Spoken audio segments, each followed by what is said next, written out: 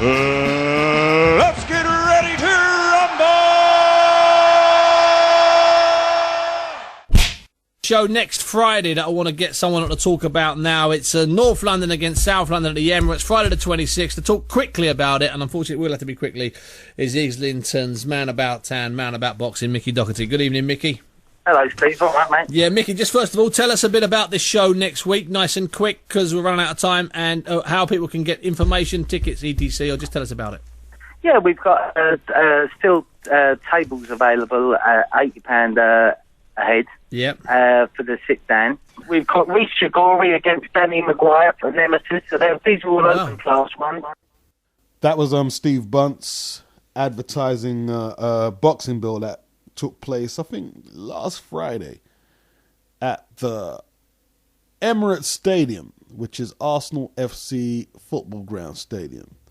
Reece Shagourie was on the bill, and he took on a representative from the British amateur boxing team named Fitzgerald. Reece might have fought twice on the night, I'm not sure, because the guy who was advertising the bill with Steve Bunce, he said he fought somebody named Maguire. But the fight we have in the link is against Fitzgerald, who is a representative of the Great Britain amateur boxing team. He's no patty cake. So check the description, right?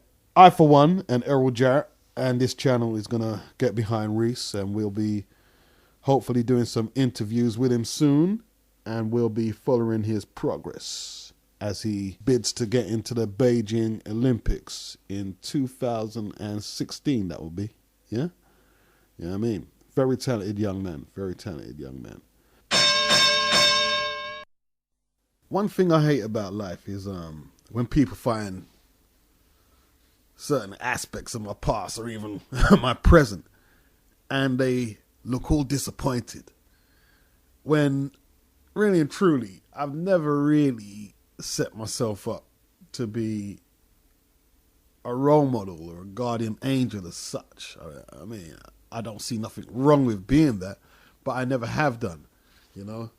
And I suppose in a cowardly way, I run away from that pressure. I don't try and do negative things.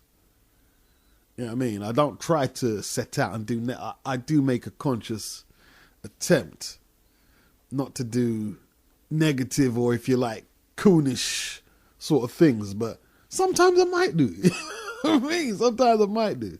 You know, and one thing I admire about boxers, and it's not the glory. It's not this isn't really the glory. Let's take a fighter who's been really badly beaten up or knocked out in the ring. The first thing most of us think, especially men, that's humiliating, that's shameful. How are you going to show your face again in the ring? How are you going to walk around your neighborhood with your head up? And then we've all just assumed that we're going to write this guy off. And next thing you know, he's announcing that he's fighting back in the ring. He's coming back out there to show his face. I admire that. I admire that. I really do admire that. You know, that is just real shit. You know, you're not worried about what anyone else is saying. You should retire, this and that. You know what I mean? You haven't got it. You got a glass chin. You're too old. You know what I mean? That's just real shit, man. Swimming against the tide is always going to be a difficult thing. And I admire that. You know, back in the day, there was a popular spot where we used to buy herb. I'm not going to say too much about it, you know what I mean? It was just a spot. There used to be this prostitute there. She used to come there and just buy her things. And she was just cool. And she was quite candid about her job. Not in a way where she was bragging that she just blew X amount of dicks just this morning. No. It was just what she did. I'm fucked up, right? So, you know what I mean? Just bear with me. I found her, I wasn't attracted to her, but I found a beauty in it, man. Just a pureness in it. Just a realness, you know, because let's face it, there's a lot of women who run around pretentiously and like say they're putting in a stink, and you know what I mean? They're just giving it up for free. Yeah? Right? You know what I mean? But just the way she wasn't ashamed of who she was, how she was perceived, or whatever. That's just remarkable, man. That's just remarkable. And I don't think you can get freedom in your life until you go there. And I'm not suggesting you have to get beaten up or knocked out or or go and sell your body, right? I'm not suggesting that at all. I'm not suggesting that. These are extreme examples. But unless you're prepared to take the perception of what people may have of you and just totally flip it on them, I say, nah, I didn't tell you that's who I was. That's who you thought I was. Until you're able to do that, I don't think you can be free. I don't think you can. And to a degree, some of that is selfish, but I still admire it regardless, Like, you've probably heard that Shane Mosley's coming back in December. See, the thing is, Shane is still seeing openings, which he can exploit in the ring. He's still seeing things. He's still feeling something, He hasn't got it out of his system. I don't know what else he can do. If it's not out of his system, what else can he do except fight? What does he do? Well, you're dealing with muscle memory. That's a real thing. It's not just something sports science have made up. It's a fancy word. It's muscle memory. What does he do with all them press-ups? With all the hours he's done hitting the speedball? What does he do with all that muscle memory?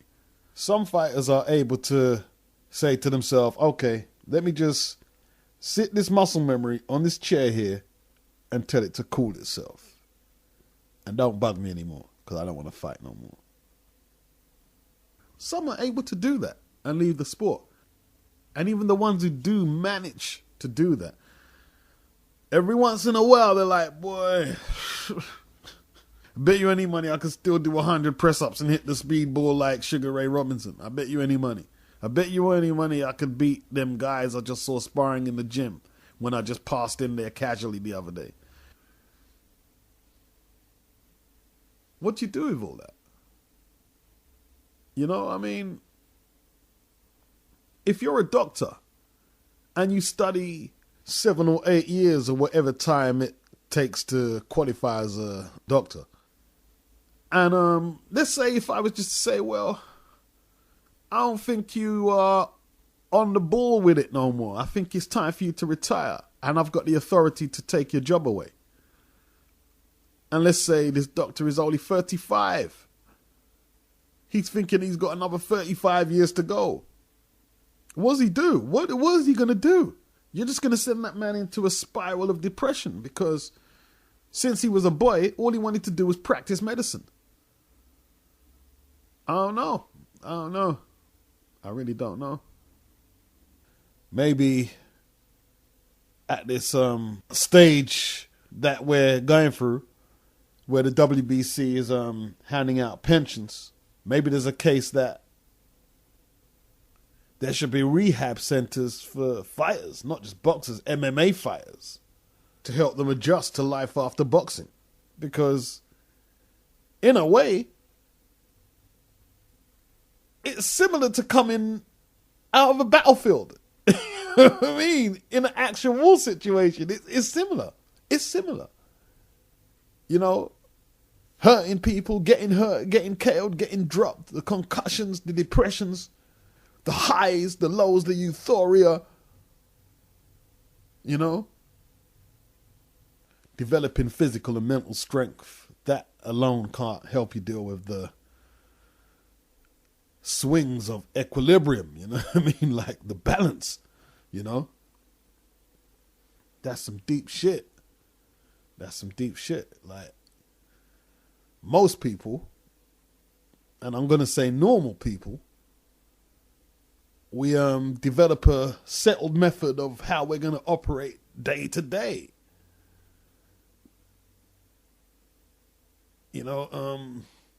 But certain jobs, like, I don't know, maybe firemen, boxers, military, they don't really have that option. You know what I mean? They don't have that option. You know what I'm saying? Like, you could probably even throw ambulance workers, hospital staff, because they're just faced with different tasks, trauma, drama, life and death, all of that shit. You know what I'm saying? It's like Barry McGuigan was saying, he knows he can't go back in the ring again, but for the rest of his life, he will be chasing that high of what it felt like to be walking towards the ring in front of thousands. Wow. And another possible dynamic is team sports are probably a little different to individual sports. Like, a boxer pretty much has to rely very much on himself. Yeah, because he's got his trainer and his backup staff, etc., etc. But the fact that he leans on himself so much, or she, it must be hard to give up that independence. You know? Must be pretty hard to give that up. Like, if you're a tennis player or a boxer, your destiny is in your own hands at all times. I remember playing football for my school team or the borough or my Sunday team. Just certain players would mess up and we'd lose the game. And although you couldn't come out, sometimes we did, and say, damn, you fucked up, man. You made us lose. You know, in general, you have to try and lose as a team. But a boxer can just take his own destiny into his own hands.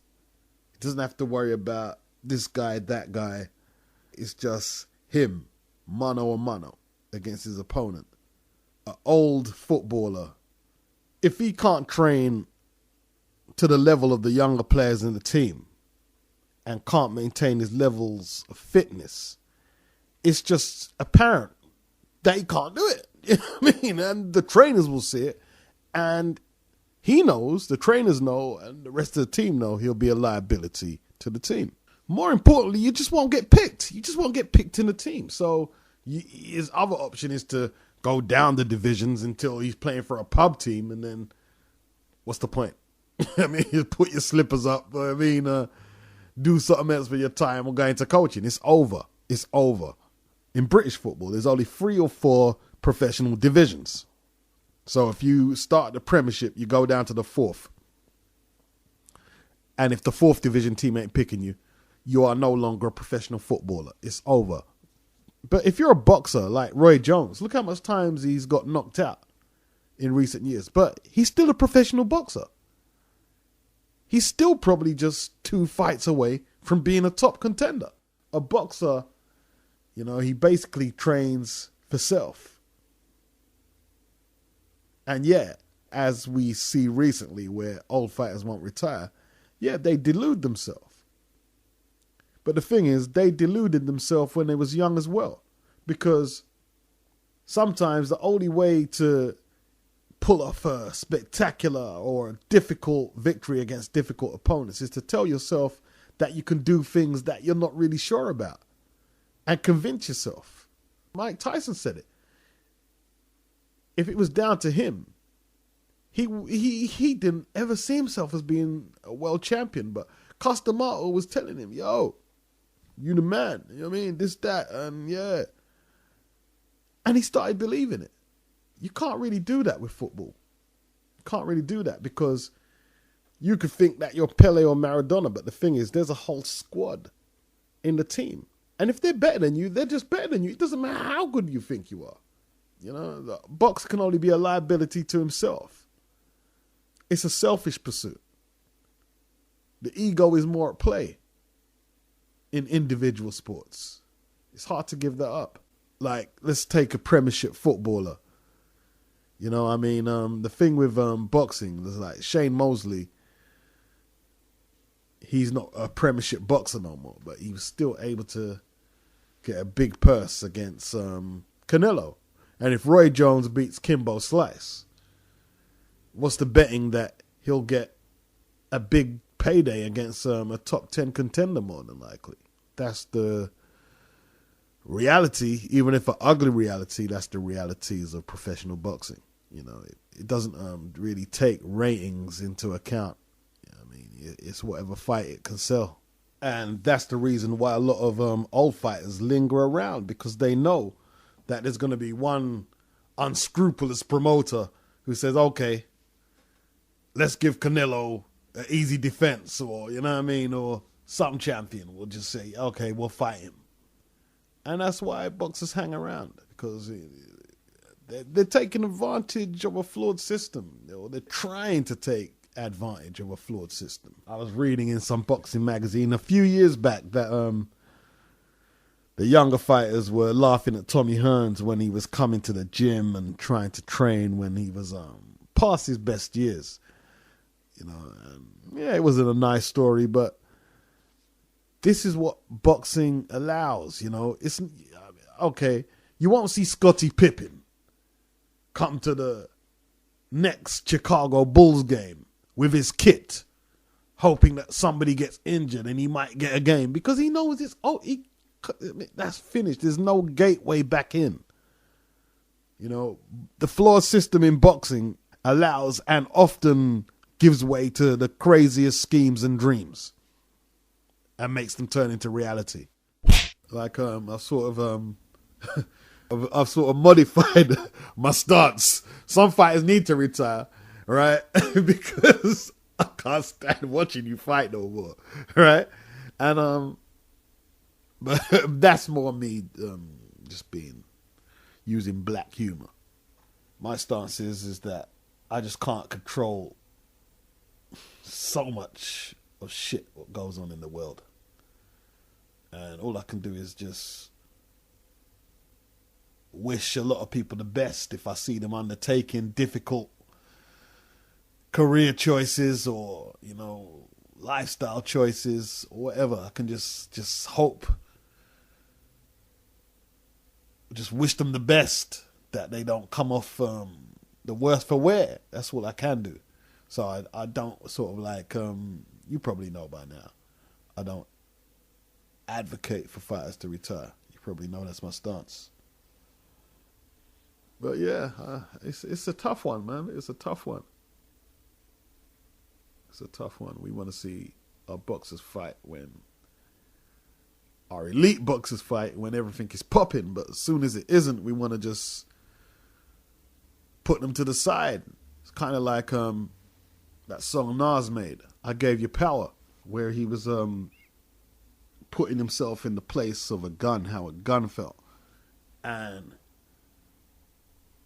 there were stages where the gun just didn't want to perform. He didn't want to shoot. And when he found quiet and peace, because of what he went through, he found himself wanting to go back into battle. He was just conflicted. And it's no different to a boxer. It's no different.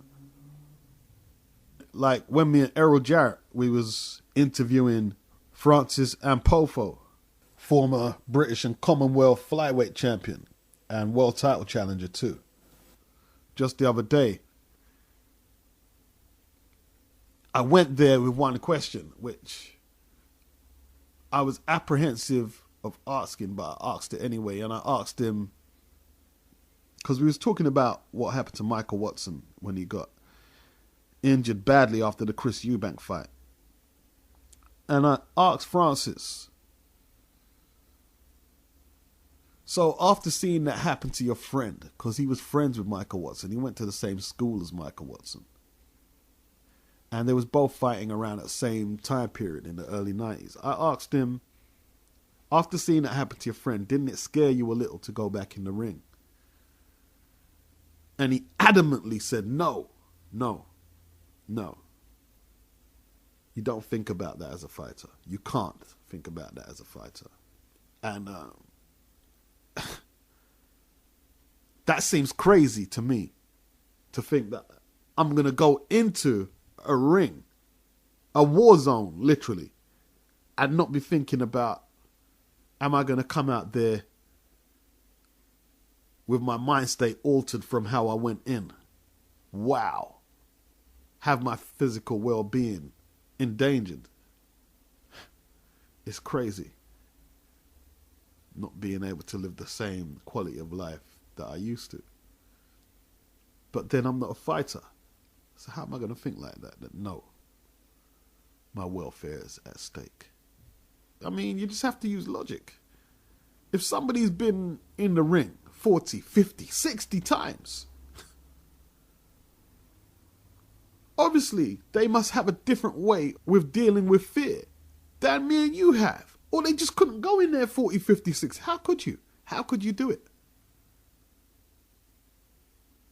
And he meant it. It was one of the sharpest answers he gave in the interview. He went, no, authoritatively, as to say, I don't think he was actually saying, how can you ask that? But he was saying, damn, I'm a warrior. That's what he was saying to me. The way he said no, he said, I'm a warrior. I'm a warrior. I don't worry about shit like that. That's a boxer's mentality.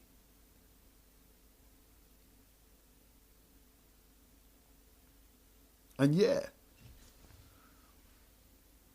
So yes, we're going to say, yeah, maybe you should quit. And you're right to say so.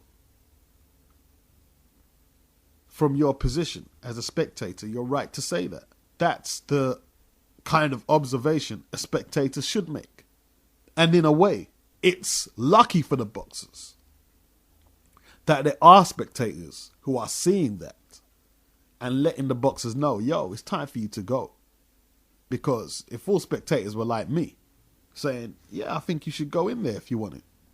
Because trust me, they're taking what you say into consideration. Trust me, if they read a magazine article, or if word gets back to them, yeah, they might try and be belligerent like Roy and say, why are they telling me to retire? But yo, these are things he has to think about. He knows a lot of the spectators telling him to retire have been watching him from the Olympics and they're seeing there's a step missing. He's missing a step or two. He knows a lot of these people telling him to retire are saying that out of concern for his legacy and his health. But that's just the dynamics of boxing between the spectator and the boxer, you know. When Roy Jones wins, he celebrates with you guys, yeah? When he loses, you lose with him too, if you're a fan. And when I was watching KOTV, and they read out the transcript of what he said, it was obviously tinged with frustrations at boxing fans saying, Roy Jones needs to retire. He was replying to you. He was replying to you guys. That's what he was doing. So it got to him. It got to him. And maybe that's not such a bad thing. All right? Another thing I picked out when we were speaking to Francis and Pofo. He almost secured a fight with Marco Antonio Barrera. Barry Hearn turned it down because he was concerned about Francis's well-being, even though it would have been a great payday and it would have got his name on the map. Barry Hearn says, no, I'm not going to let you take the fight. And he turned down the fight. And Francis, being a warrior, he wanted to fight. Of course he wanted to fight. But he said it himself. I'm a warrior. I will fight until I can't fight no more. There's no way I would quit. Yeah? If Francis goes in the ring in a fight that he's at a disadvantage in terms of ability, he needs people who are concerned about him because he's not going to stop. He's a warrior. It's like I was watching this documentary about Barry McGuigan. And when he killed Bash Ali, the African fighter, before Barry was a champion.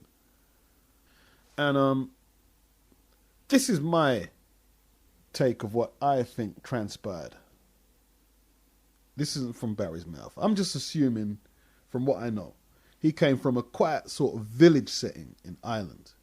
Not from the inner city, not the normal story where boxing saved this kid from a life of crime. It wasn't that kind of story.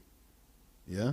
Came from a quiet town, although Ireland was beset with political tension and shit like that. He wasn't from Belfast or Inniskillen, somewhere where I would imagine the thick of the tension and the murder and the bloodshed was in Ireland. And he was just basically a very mild-mannered person. I don't think he had an aggressive bone in his body outside of the boxing ring. Yeah? He used to call his manager, Barney Eastwood, Mr. Eastwood. Mr. Eastwood. When he was a grown man, he used to call him Mr. Eastwood. People used to make fun of him about that. They even made a song about it. They showed the song in the documentary and all that. And being cynical as I am, I could tell you, yeah, that was a marketing ploy. But it wasn't. That was him. That was Barry McGuigan. That was Barry McGuigan. That was him. Never badmouthed his opponents. And let me tell you this now, he didn't have no agent coaching him to act a certain way like Tyson probably had, because Tyson was from the inner city. And before he came into the ring, he already lived a whole entire lifetime, as young as he was, in Brownsville. You know what I'm saying? So they had to hide a lot of shit with Mike. With Barry, no, this was Barry. This was him. I think if Mike had murdered somebody, one of his early opponents as a pro, I'm not saying it wouldn't affect him, but I don't think it really would have bothered him that bad. I just don't think it would have, because Mike used to tell us how he was trying to drive the opponent's nose bone into his brain, right? I was watching Mike when he was champion. He was doing some commentary in a fight. It was between Dwayne Thomas and John the Beast Mugabe, just after Mugabe lost to Hagler. And he was challenging for Dwayne Thomas's light middleweight championship. And I think Mugabe got thumbed in his eye. And he was struggling. He lost the fight eventually. He lost by stoppage. The thumb in the eye done him in. But while he was fighting, the commentator said, "How's Mugabe going to get through this crisis, Mike?" And Mike just said, "Well, he's got the other eye is working. What's the problem?" And he meant it. That was Mike being Mike. And when we saw Barry talking how he spoke, that was Barry being Barry. And he was distraught about killing Bash Ali. He was distraught, genuinely distraught. You know? Once again, he didn't have the option of quitting. He didn't have the option of quitting after he did that, because he had been boxing since he was about 11 years of age with his brother. They lived and breathed, his brother Dermot, they lived and breathed boxing. You saw video footage of them training together. Right? They lived and breathed it. So he didn't have the option to say, "I'm going to walk away from this and do something else." And do what? What was he going to do? It's too late to get into academia for him. And he's not a stupid man. He's quite intelligent. Yeah?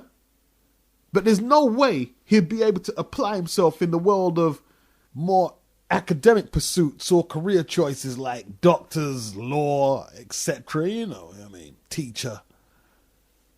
As he would have been able to apply himself as a boxer. That was his first love. That's what he wanted to do. That's what he was built for. Barry was 5'6". His back muscles, like you could even see if you watch some tapes on YouTube of his physique. Powerful back.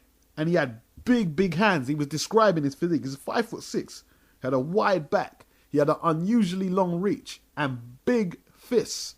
And he was saying, I knew from a kid that if I was hitting other fighters and connecting properly, I would knock them out. And he didn't say it in a brash, Yeah, I'll get... No. He knew what he was physically capable of doing. He knew. He wasn't being arrogant. He knew. You know? And he dedicated his world title win to Bash Ali, the guy he killed. And that's something that he'll have to deal with till he dies himself. That he's murdered a man in the ring. These are occupational hazards that come with the job. You know? Alan Minter, Ray Mancini, they all killed people in the ring in the 80s at some stage. And Barry had to deal with the comeback bug. He had to deal with that after he lost his title to Steve Cruz in Vegas. I remember that night, man.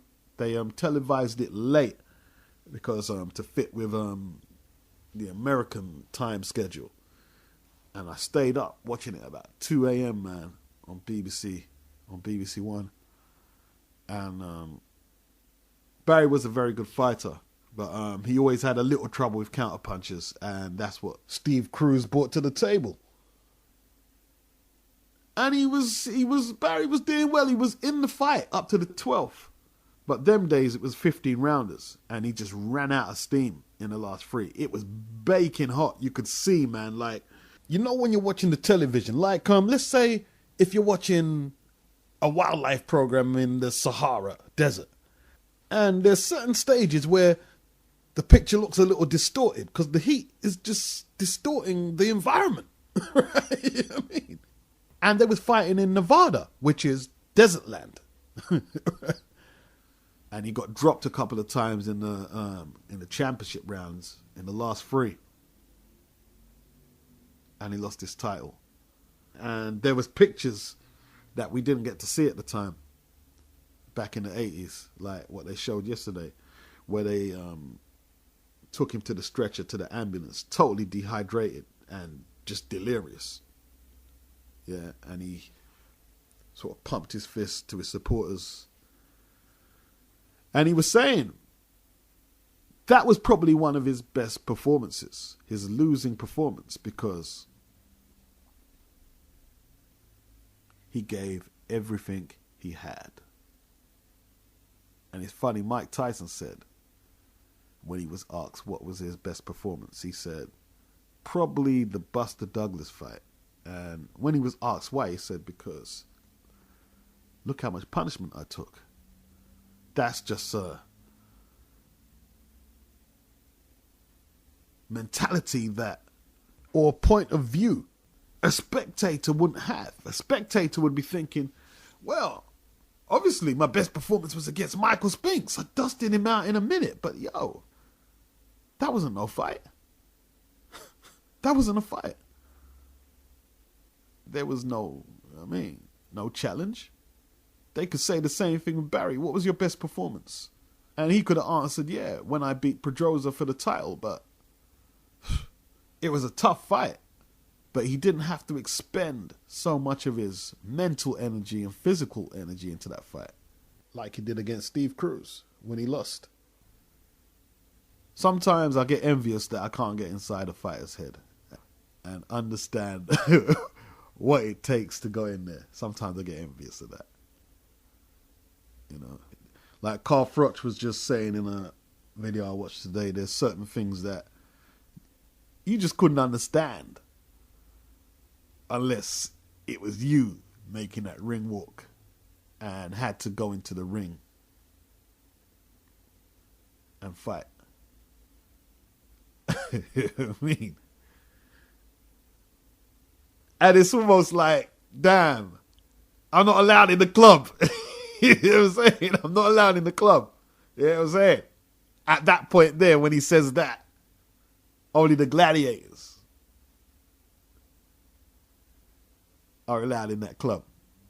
You know? Ill shit.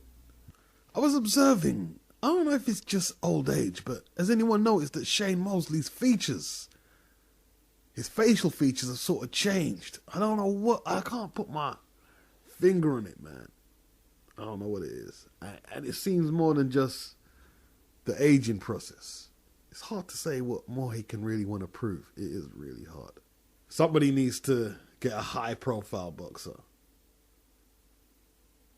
and get the boxer to agree to be grilled on why maybe he or fighters that he knows or have seen, why they fight on so long.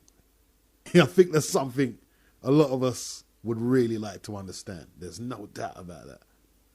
You know, that's why I asked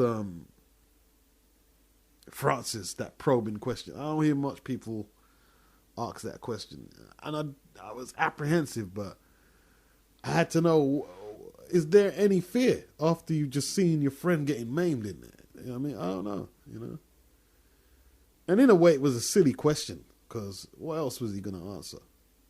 I suppose I wasn't trying to get a yes or no answer. I was trying to just, I suppose, just get into his mind frame. Just want to change the pace a little.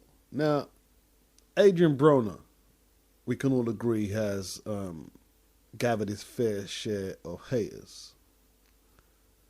Now, as I keep saying, yeah, when people bring like external things outside boxing, categories and criterias to gauge a fighter's likability, popularity, ability, and things as such, it just makes for a difficult sport to observe. And like, I'm trying to help the haters. I'm trying to help the haters here. Check this out.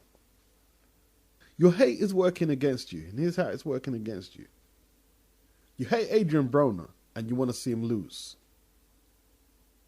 So, you've got Antonio DeMarco to champion your cause. Now, I'm going to be honest with you. I don't think Antonio DeMarco has a chance of beating Broner. I just don't. I just don't think he has. Yeah? I think he's going to get the business in there. That's what I think is going to happen. But what it is, you've seen DeMarco score the last one-round stoppage, and he's got an invigorating style. So you're thinking, yeah, he's gonna get stuck into Broner, yeah. But because you're not looking at the all-round picture of the lightweight division, you're letting your hate and your want to see him get battered into submission. You're now supporting the wrong man for the job. I don't think that DeMarco can do it. Now, as I said before, there's a lot of fans and pundits. Roy Jones had to put Max Kellerman in his place on Saturday night when I was watching boxing, when Kellerman was being very derogative about Miguel Vasquez. Oh, this is negative. He's not doing this, that, and that. And then Roy Jones had to say, I don't think he's being negative. He's boxing the correct way to deal with what his opponent is bringing. I'm paraphrasing. And Kellerman had to humble himself. Eventually, Miguel Vasquez won handily. And the thing is, Kellerman is a pundit, but there's a lot of spectators who think like him as well. Oh, man, I hate watching Vasquez, man. It's boring, Kind of like how they talk about Carlos Molina and Richard Abreu and stuff, and it works against you because if you really wanted to see Broner potentially defeated, Miguel Vasquez has a far better chance than Antonio DeMarco. A far better chance. Because I'll keep it real with you. DeMarco is not going to bring anything into the ring that Broner hasn't seen. Yes, he might have a little more speed and power than average lightweight out there. But look, at elite level, it's hard to bulldoze your way through skilled fighters. That's just how it is. I know you don't like hearing it, but it's just hard to do it. It's hard to do it. Yeah? That's why techniques are developed for boxers to implement. And Vasquez knows what the fuck he's doing in there. Yeah? He knows how to take away your jab. He knows how to set up angles. He knows all that stuff. He knows how to do it all. Yeah? Right? Just because he's not going in and bam, bam, bam. You see, that just shows you can't really be a real boxing connoisseur if you're going to put up the wrong man for the job. And I'm not saying that DeMarco has no chance. Of course he has a chance. He has 2 fists. He don't have 2 legs like everybody else. Of course he has a chance. But I don't see him winning that fight. I just don't see him winning it. Yeah? He's too easy to hit. Miguel Vasquez wouldn't be going in there looking to KO Broner. No. He'd be looking to take away whatever tools he brings in there. That's what he'd be looking to do. I'm not saying he would beat Broner, but he'd have a great chance of doing it. A great chance. You pundits and spectators like Kellerman, oh, I don't like this and like that. Well, cool. You just have to get used to guys like Broner, technicians, you know. You're just going to have to get used to them beating up come forward fighters who, I mean, just don't have the guile to deal with the Philly shell and shit like that. You know what I mean? And just getting knocked out. He's going to have to deal with it. I called him a nigger.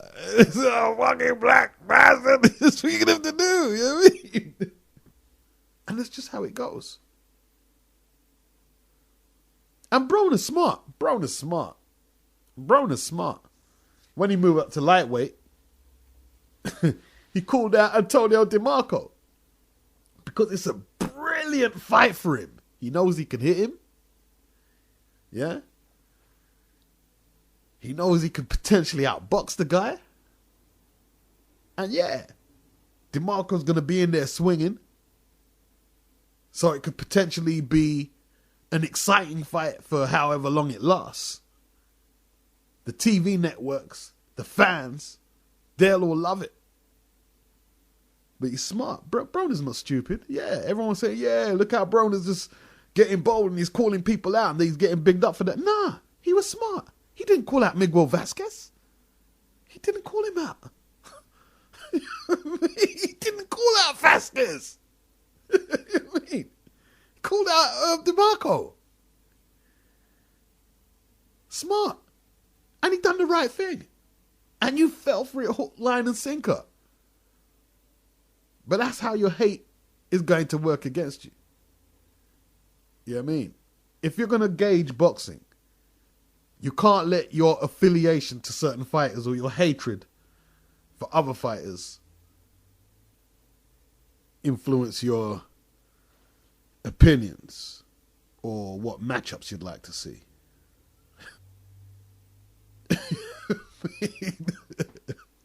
It's just something I've had on my mind for the last few days, and I thought I'd share that with you. Back on this retirement thing. I think retirement will work well for Evander Holyfield. I think it will really work well for him. Because while he's plying his trade as a fighter, and although I don't advocate for fighters to retire and this and that, the facts are there. Because even though I say that, if you listen closely, I always say, yeah, they are fighting well past their prime. They're nowhere near what they were in the 90s. You get what I'm saying? I always acknowledge that. I'm not trying to say they should keep fighting because they haven't lost a step. They clearly have. But, you know, while we're looking at Evander as a fighter while he's still fighting, thinking he's going to get a shot against the Klitschko's, much less beat them, it has to be said that he does cut a pitiful figure. You know, I mean, I don't like saying that, but it's the truth. It's the truth. It's the truth. I mean, I appreciate this is what he wants to do, and if he feels he's got to keep going, you know what I mean? You know what you got to do. Cool. But I think if he retires and just gets on the circuit talking about the old wars with Tyson, Bo, Cowie. I mean, he just came through because he's the warrior. And he's not called the warrior for no reasons that are not validated. No. Warrior. Right? No doubt. If he gets on the circuit, and if you like, reinvent himself. I see George Foreman do it, and I see Mike Tyson do it. In Foreman's first incarnation as a heavyweight champion, he didn't have no rhyme skills, man. You know what I mean? He didn't have no skills. He was just big jaws, just come and thump you down. And he was just monosyllabic, I think that's the terminology that will fit that the best, right? When he embarked on his comeback in the 80s, all of a sudden, you know what I mean? You see the preacher, big, bald, fat guy, and him have talk for days. Him have enough talk, no, you know what I mean? You know what I mean? He's talking, and he's engaging. Very good commentator. He had an individual style of how he used to see things, you know? Man start sell grills. Yo, the grills are one of the most successful business ventures or products on the market, even today. Right? Fuck boxing, he made the grills, he killed it. And he sold it with the smile and talk. He taught himself how to do that shit there. Tyson. I don't think nobody, while Mike was fighting or while he was in jail, envisioned that, yeah, Tyson would be on Broadway doing shows and being in films. And when you hear Mike these days, he's like I mean, just cracking jokes and he's engaging. And he might not be academically intelligent, but you can see he has real life experience, right? And he's able to relate that to his audience. And that's his selling point now. And I think if Holyfield, like, you know, you see, the thing is, you know, there's people out there, I wouldn't even know what their job title would be called.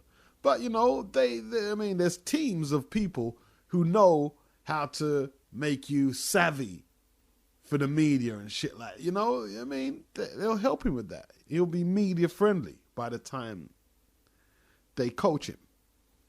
Yeah, he had a few dust-ups with his wife, but nobody gives a fuck about that because we all know in all of our families there's some dark secrets in all of our families, which we're not going to share online. Yeah? We'll just close that door, right?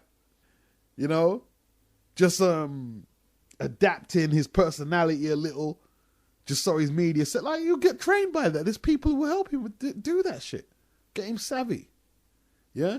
Get one deep documentary, books, you know what I mean? Selling products, you know. I think it will be good for him. I think it will work for him. I think that will work for him. You know? Because he has a great story. A great story. You know, I was first aware of Evander Holyfield from 1984. That Olympic team, man. Wow. I could always keep that. That was just wow, man. That just really helped my initiation into being a boxing supporter. Is that amateur team they had, the American amateur? Wow, in that Olympics, wow. I saw them all, man. Taylor, Whitaker, Holyfield, Biggs. Wow. Breland. Oh man, that was a special time, man. I was just glued. Yeah, I've been following him from there. He's got a great story, man. He's the greatest cruiserweight champion ever. Still. Formidable heavyweight champion. He was in great battles. You know, I mean, there's lots of potential. I mean, if him and Roy Jones and Tyson, they could all go on the road and things like that. And just, you know what I mean? Just sell stories and just develop some acts and shit like that. You know what I mean? Like, the fucking get rid of Kellerman and Larry, Jim Lampley, and just let a television network pick them guys up and do all the fucking commentary. That'd be dread. That would be brilliant, man. I'd love to see that one day. Like, it's a freeway thing. You could choose three of any, like Holyfield, Lewis, Foreman, Tyson, and Jones. Commentate, you know what? Just get rid of me. Fuck that, man. You know what I mean? Me and Al Bernstein, we're good. And there's a few more who are good. I like Bob Sheridan. I think Gil Clancy's passed away. He was good. I'm not really a big killer, man. I know a lot of people like Max, but I'm just not a big... I don't know what it is about him, man. I'm just not a big fan of his, man. And I hope Antonio Tarver hasn't done so much damage that it's irreparable that he can't come back as a commentator, because he was really good at that as well, you know? These guys have been in the ring, man, and they're articulate too. Of course they're going to be better commentators than them guys. Like Steve Collins, he's a good pundit. He's good. He's very forthright in his views. You know what I mean? I think there's a lot of us who would feel more comfortable if more professionals were to host the programs as well. You know what I mean? I don't want to take away people's jobs, but I think, I don't know. I would just prefer that anyway. But yeah, if Holyfield sticks to his retirement, he can make retirement work brilliantly for him. If he does manage to get back on his feet with some new ventures and clear his debts, he'll just have to learn to live within his means, just like Iran Barkley should have. Because look, the WBC giving out this pension is a good look. It's a good look. But at the same time, there needs to be some kind of help with the management of boxers' money, because Barkley earned $5 million apparently, which is decent money. I know some of you are going to say, it's nothing compared to Floyd. Well, most people don't make what Floyd make. $5 million is a decent sum. Yeah? And I remember reading about it, man. He was just buying, designer clothes or whatever, and Kiara and this, and he just blew the money. He was withdrawing $50,000 at a time, and this was from out of his own mouth, and stashing it in his closet. I don't like to keep my money in banks, and man, damn. Where was the financial advisors? I don't know. And I don't want to take away from the new initiative, because that needs to get itself into overdrive. There's no doubt about that. But at the same time, there has to be some incentive for fighters to manage their money better, rather than blow all them stacks like that and then have to get bailed out, you know?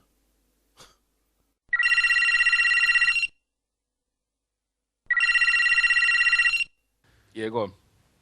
What do you think of fighters who won't retire, like Roy Jones? I think basically with Roy Jones, I know like a lot of people will say that, oh yeah, he needs to retire, this and that. But I think end of the day, if he feels like he's got something to prove or something to do, I just think, say, you know, he's obviously, we personally worry about his health and stuff like that. But I think end of the day, he needs to get out of his system. That's my sentiments, that's my sentiments. I think he needs to get out of the system for real. Go on. Shane Mosley's coming back. Again? Yeah, in December apparently. Who's he fighting? I'm not sure.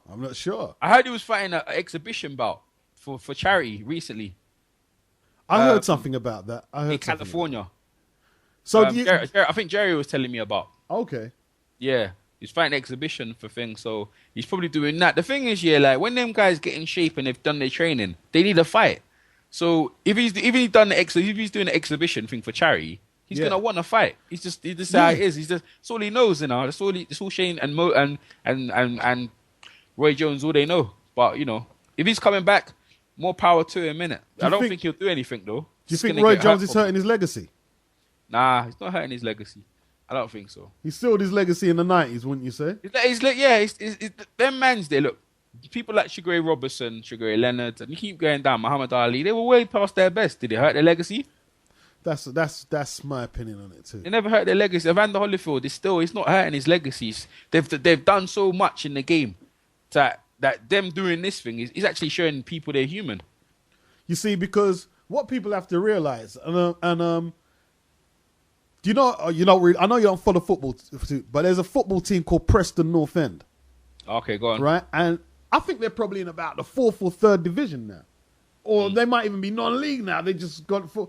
But in the 40s and 50s, they was the Dons. They used to win premierships, FA Cups, and they used to dominate British football, right? And even up to today, if you talk to a historian about great British football teams, he'll mention Preston North End. I mean, just because they've fallen off in the last 50 or whatever year, you can't take away what they did. That's it. Back-to-back championships and FA Cups and whatever, you know what I mean? They was the team. It was the team. So yeah, that's my take on it. That's my take. It's no good because it's no good for the people who really idolize them. They don't want to see them like that. But you got to do what you got to do. For real, man. And the day, look, people just want to see the good things, but the bad things, that's what comes with people. It's human. It's just human nature. Yeah, that's right. It's just human nature. Yeah, I mean, I could say what everyone knows is they need to stop and this and that. Well, ask that same person, have you ever been a boxer? Yeah. Or have you ever done something that you've loved and you have to give it up? How about people who have been pensioners, made pensioners, and they tell them they can't work no more? Ask all them people, the people retired, would they like to work again? A lot if of they them, could. a lot of them just die. One more chance to work. Huh? A lot of them just get sick and die after when. Yeah, because there's nothing to live for. Yeah. That's exactly. There's nothing to live for. It's the same with boxers. What they got to live for? The adulation, the people. You know what I mean? You can't replicate that in any other form of life. Can't replicate that. So boxers, they highs and lows. Like a lot of people don't talk about boxers. Their lows are seriously lows, man. Yeah. Some serious lows, man. That's serious. They need the people. Adulation. They're like basically modern day gladiators. Like I know you do sports training. You train basketball. Yeah. So you know about muscle memory, yeah? Go on. Well, muscle memory is basically, okay, let's say you've been doing 100 press-ups for 5 days a week for 10 years. Or 20 years. It stays with you. You don't just lose that. It's data. That is data in your body. That is recorded data. We're expecting these fighters to switch all of that instinct off. It's hard to do that. Yeah, they can't do that. You're right. They can't. It's a lot of training has gone in. A lot of hours have been put in. Their body's used to it. Their mind's used to it. That's right. So it's like they just train robots. I mean, they'd probably like to switch off, but they can't. You know, I saw an interview with Roy Jones' dad. Yeah. And he said dad said Roy Jones, he's more gutty than people would. Because he remember his dad they would have a fight with Buster Douglas. His dad said, nah. Because Roy Jones, it wasn't right Roy Jones was going to whip him, but Roy Jones would probably try to die killing him. Yeah, and this was early when he was at his peak. Yeah. And this is what's come to pass now. People can't believe why he's doing it because his guts is big. He's gutty, man. He's got more heart than people actually know. That's right. Mosley as well. You look at this guy, bro. If you look at it, he's only been knocked down proper once, and he got beat up by Canelo. Never been beat up before that. Yeah, been decked twice. Outboxed him. Yeah, but he never been beat up like that, and this guy's still willing to come back and still trying to put himself in the firing line. Some people are natural fighters. Yeah, that's it in life. Yeah. Yeah. Some people they were like in this video that I'm doing. I said earlier, I was watching a Barry McGuigan documentary, and he was saying he had a broad back, yeah, and an unnaturally long reach and big fists, and he knew from when he was young that he could knock people out. He knew it. I remember that interview. Go. I remember that. Yeah. Some people are born to fight. Yeah, that's right. They're just born fighters. Yeah. Yeah. And there's old fight reels of Jack Johnson sparring with Gene Johnson, and he's an old man. Yeah, he's I remember still sparring. Yeah, he still thinks he can come back in the ring. Yeah. So you know who thinks he can come back in the ring though? Foreman, innit? Of course he does. He still thinks right now he can come back and probably do something. Yeah. They all think that. He believes he can knock out... George Foreman believes right now he could knock out Vladimir and Vitaly Klitschko. Yeah, of course they do. Yeah, of course they do. Of course. They believe in their abilities so much. Yeah. And even when it's proven to them that they can't, they'll be looking for another battle, another challenge. That's right. That's right. It's hard, man. I mean, that's why we love these guys. Yeah, they're good warriors. They're great warriors, man. That's right. You know what I mean? And I think what a lot of people do, they separate the physical from the mental, just like you said there with Foreman. He still thinks mentally that he could knock out. He believes in his heart. And if you was to tell him, George, there's no way you could do it, he'd shut you down. Of course he would. He'd have to walk away from you because you can't be telling him that. He doesn't get what you're saying. Nope, doesn't compute that at Yeah. all, mate. Doesn't compute that. All he says is, give me a month and I'll get in shape and watch and see. So, you know what I mean? This is the best account of it. Audley will make a believer out of anyone. Like, that guy came in shape, had the aggressive street, and look where he came in, there was nothing there. Nothing there.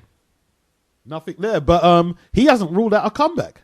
No, you know what, yeah? When I said people he's going to come, people thought I was laughing. I goes, nah, he hasn't done. Because the thing is, yeah, he'll be looking for positives. I was in great shape, and boy, I just caught cold. He'll have excuses ready for himself. That's right. The thing is, yeah, he's still seeing himself winning the Olympic. He still sees himself winning the gold medal. Are there any circumstances that you would sort of like edge a fighter to retire? Yeah, I'd edge like someone like when you saw Arturo Gatti, or someone like Meldrick Taylor, where they're slurred, their speeches is seriously slurred, their reflexes are so slow. Yeah, they can't. Nah, definitely them circumstances. But you know, to be honest with you, you shouldn't have to get to that thing. But them sort of people, no way, man. Yeah, I'd agree with that. There's no way you should even be in the ring. Even if you want to go to Muhammad Ali and against Larry Holmes, Muhammad Ali shouldn't even been in that ring. I wonder how they got licensed, man. That's the thing. How did they get licensed? There's a big money. Everyone wanted the money. They wanted the money. That's what I'm trying to say. He looked in shape. I don't know, man. That fight should never happen, man. Like the Bells, they should just. I don't know what they were doing. Because maybe Ali. This is what I'm saying about boxers like Ali and Audley Harrison kind of thing, where they convince you that they can make things happen because maybe they've done it in their past, but especially Ali anyway, Rumble in Jungle, but he was still in that fight. But what Meldrick Taylor was doing, he was going out to them backwater states and he was getting licensed to fight out there. Yeah, because he makes everyone he still can generate a whole heap of money.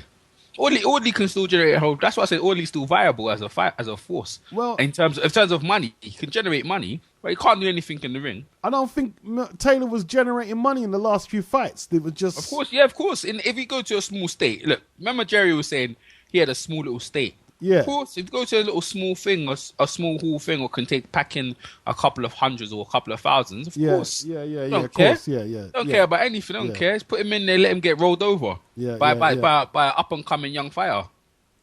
That was sad, man. When I saw how he was speaking and he was still fighting, that was just like that was horrible. That was horrible.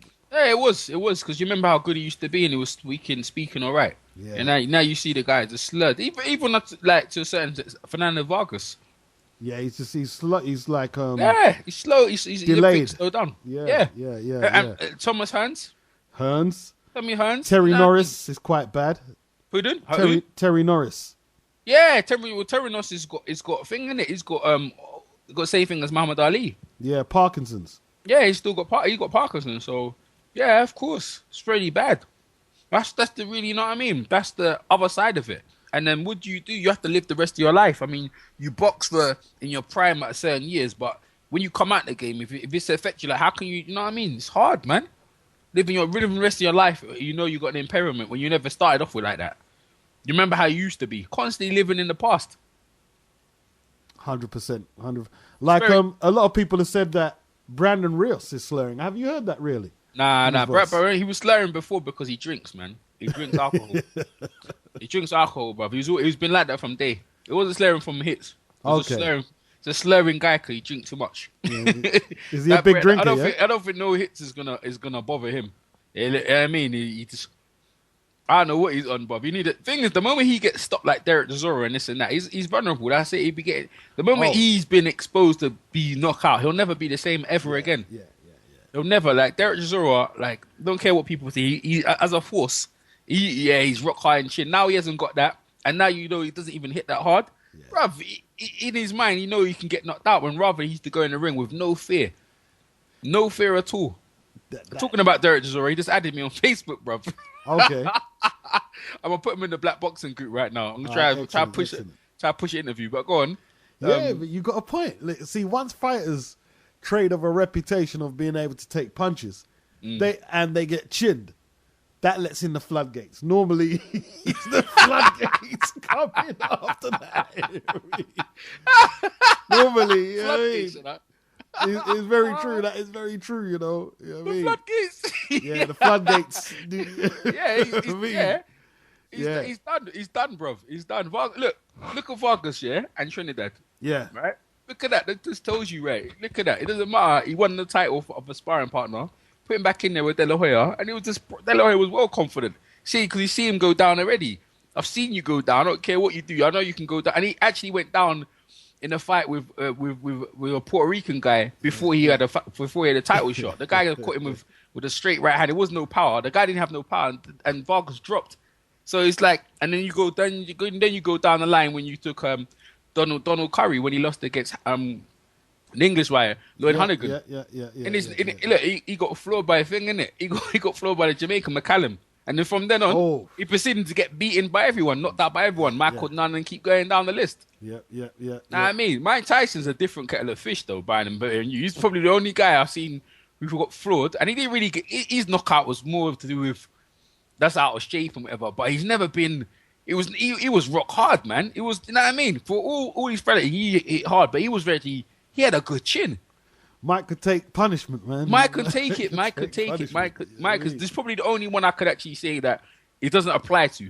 It doesn't apply to Mike Tyson. It's a different kettle of fish. He was a different animal. But everyone else, man. Nah. I mean, even when Thingy beat him, Danny Williams beat him. Yeah, it's just like a flurry of punches. Just caught him with a flurry. It wasn't like one handily punch knocked him down.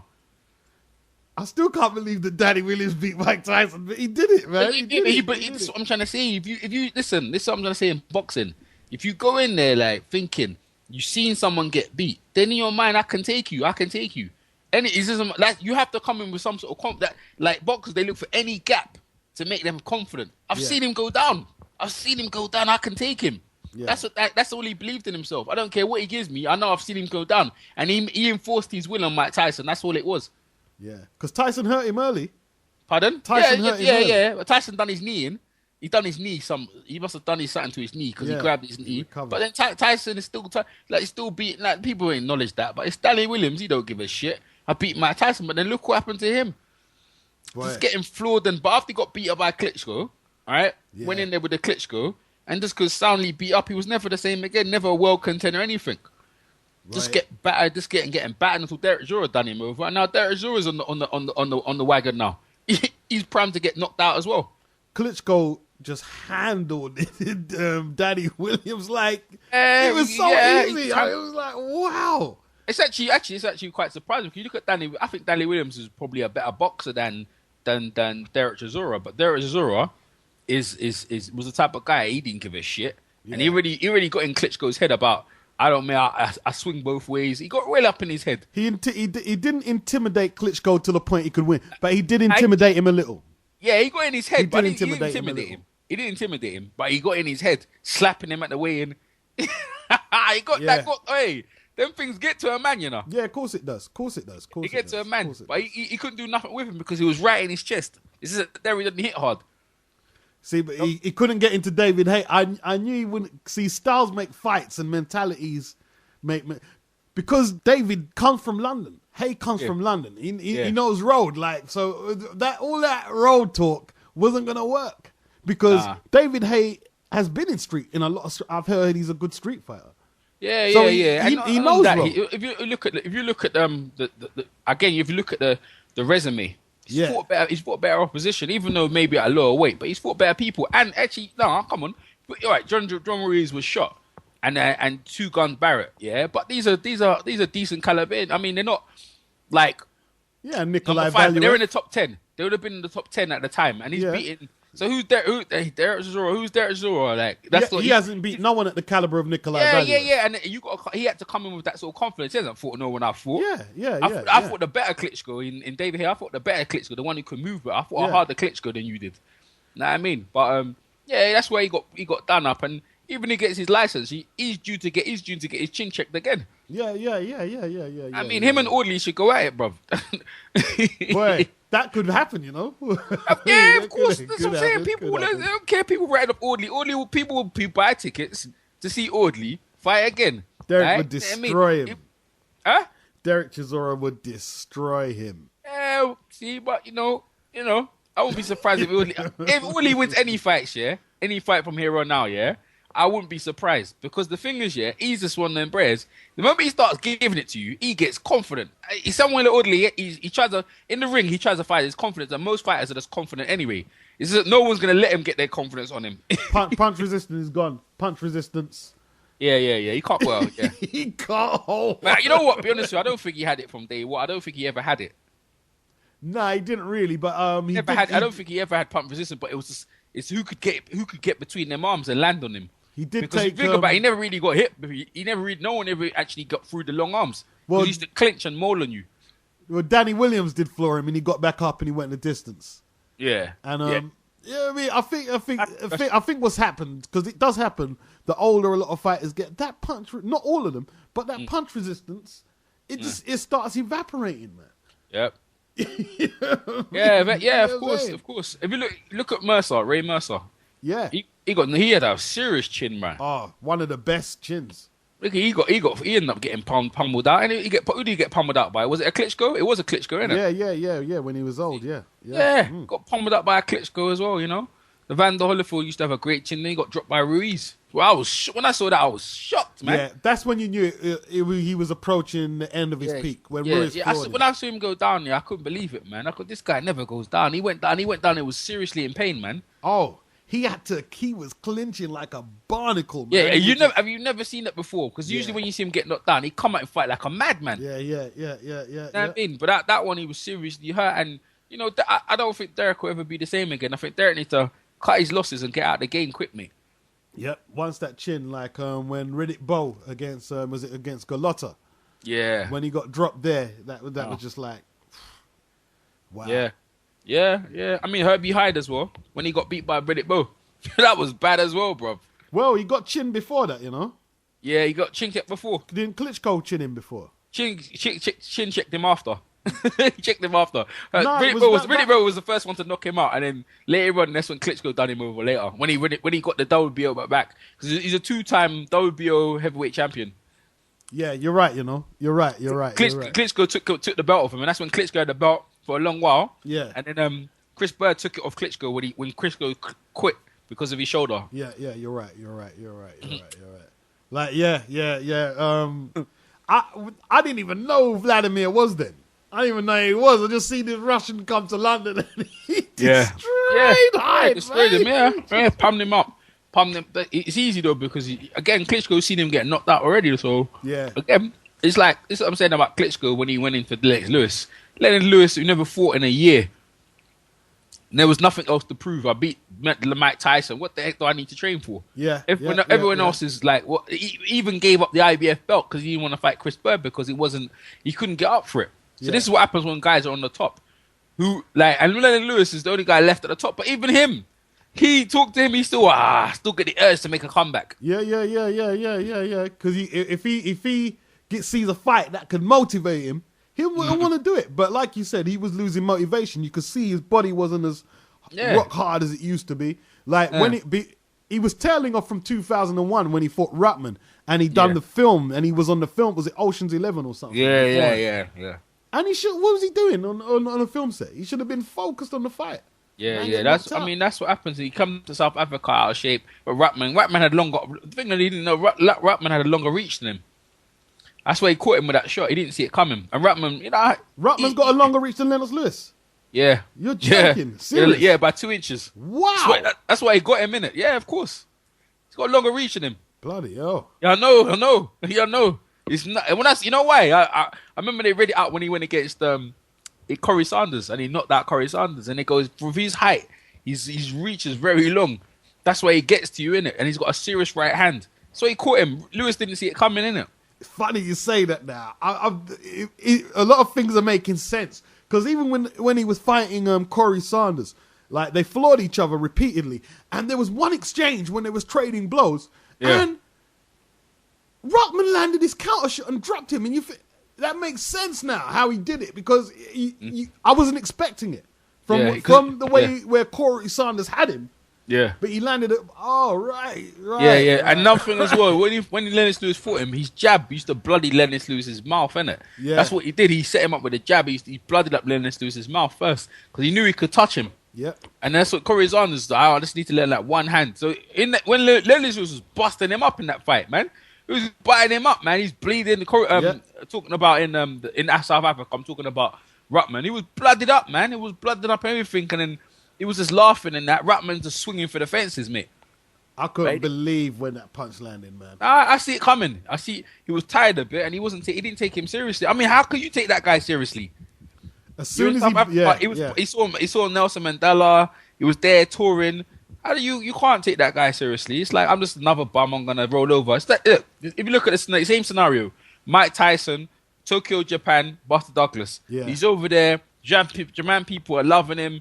He's getting treated like a king, and now you got to fight. It's like I'm gonna roll this go. It's like the same thing he thought about Tony Tucker, but the difference is he changed his management and everything. Yeah. And Lennox Lewis, yeah, like you said, he had a film. He's touring in South Africa. Yeah, eating the good food. Yeah. He didn't come eat. Remember, they said he was a couple of pounds overweight, over his normal weight. And that all these little factors went against him, man. Yeah, of course. And it cost him. It cost him. It's like you said with Tyson, he underestimated Douglas. And I don't think they studied the jab.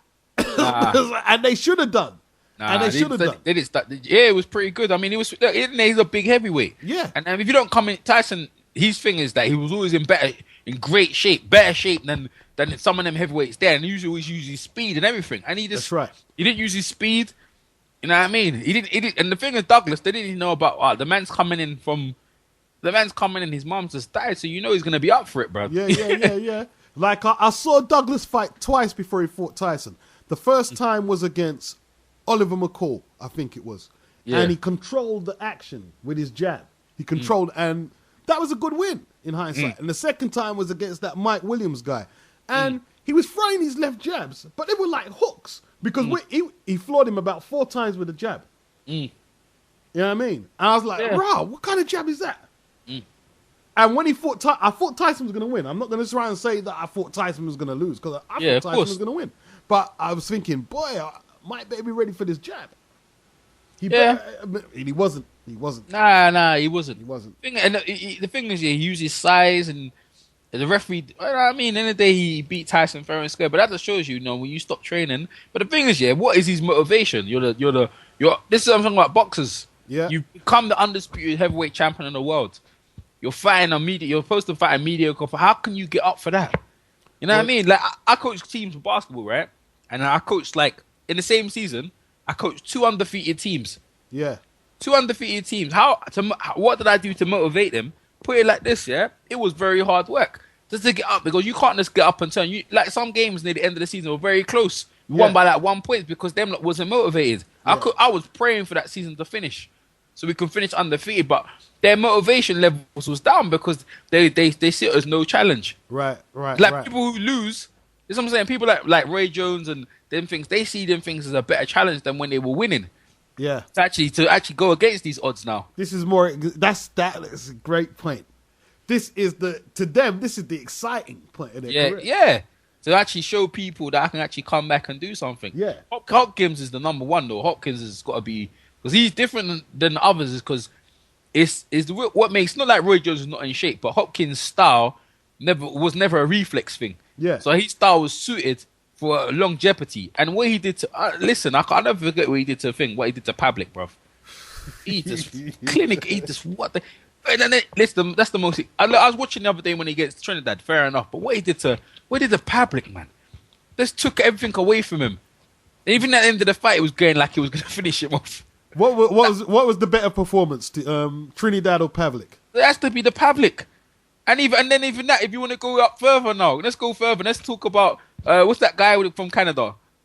Oh, Pascal, Jean Pascal. Pascal. Yeah. Look at that. I mean, that performance wasn't as good as the Pavlik, but bruv, look at that. Look at that, man. At the end of the game, he's doing press ups. Yep. You make great points, right? See, these guys, they're loving this, that everybody's writing them off. They're loving it. And they're thinking, boy, when I win the title, what are they going to say? And more than likely, it's not going to happen for Roy or Shane, but that's what they're saying. Yeah, but Hopkins, when he beat Pavlik, he was just staring down at the media, boy. Yeah. He was just staring down at them. Do you remember he just lost twice against Jermaine Taylor? Yeah. And he lost at Joe Kazaki. You know what I mean? So he come off some losses there, mate. And everyone's writing him right off. And he's there staring down at everyone. Then the Jean Pascal, he wasn't expected to. You know what I mean? He went in there and done them. The same Jean Pascal who lost against Carl Froch, he went there and done him up. That's right.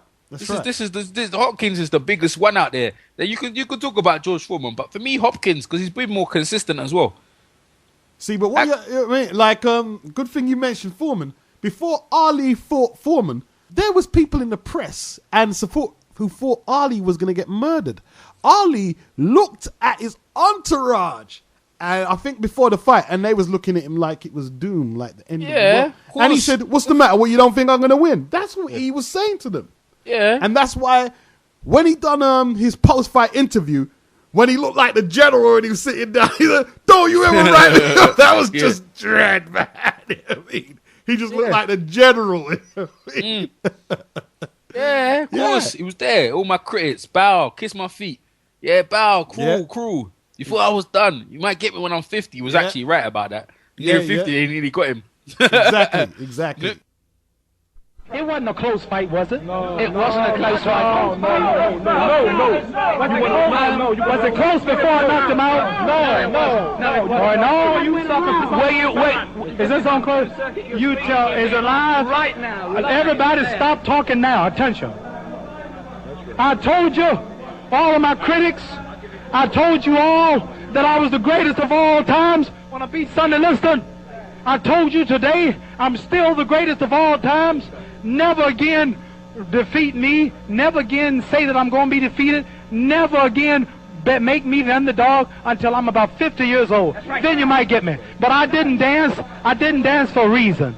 I wanted to make him lose all his power. I kept telling him he had no punch. He couldn't hit. He's swinging like a sissy. He's missing. Let me see your box. I hadn't started dancing yet. You can't say my legs are gone. You can't say I was tired, because what happened? I didn't dance from the second round on. I stayed on the ropes. When I stay on the ropes, you think I'm doing bad. But I want all boxers to put this in the page of boxing. Staying on the ropes is a beautiful thing with a heavyweight when you make him shoot his best shots and you know he's not hitting you. I would have gave George Foreman 2 rounds of steady punching, because after that he was mine. But he was falling, he was missing. I don't know if I'm going to fight again or not.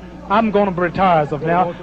Tell me, what did you say to George Foreman before the fight? What did you say? I told him he has no power in the corners and in the clinches. I said, shoot your best shot. I'm going back to the ropes. They told me he was strong. Didn't I look stronger than him?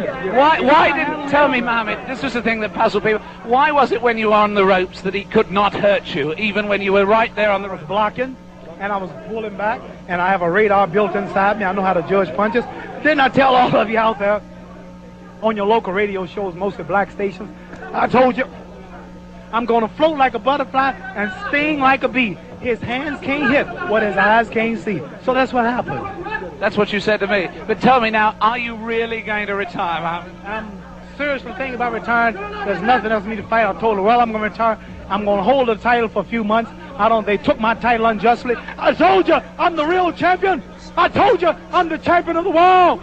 All of you bow. All of my critics crawl. All of you suckers who write the Ring magazine, Boxing Illustrated, all of you suckers bow, because the stage was set. You made him great. You made him a bad Joe Louis. You made him a hard puncher. But I want everybody from this moment on to recognize me as the scholar of boxing. If you want to know any damn thing about boxing, don't go to no boxing experts in Las Vegas. Don't go to no Jimmy the Greek. Come to Muhammad Ali. I am the man. And the thing is, this is about the fighter's belief. The thing is, he lost the 2 fights he actually lost against Norton. They were awkward styles and this and that, and Joe Frazier. But the thing is, in himself, he knew that I could have gave more than what I was doing. He wasn't committed enough. Yeah. You see, the thing is, and then on that, you look at that, the 3-year layoff. He's got the, you know what I mean? Exactly, he had it all going against 3-year layoff, against. If he never had that 3-year layoff, and he went against Fraser, I know, like, you'd never see that. He would have just outboxed him easy. What do you think he would have done to the Fraser? He would have just outboxed him easy. He would have just outboxed him. He would have in it. He would have just outboxed him, and Fraser would have barely touched him. Yeah, that's the truth. That's the truth. He would have barely touched him. He would have never got close to him. Him. He would have got close to him. What do you think he would have done? What do you think he would have done against Foreman? It's the same thing. He was saying thing. Exactly. Because look, they would have never touched him. Same thing. Never got near him. It would never got near him. Same thing. But he get me. He was that good. Yeah, he was that good. He was that good. Even he was flat-footed. Yeah.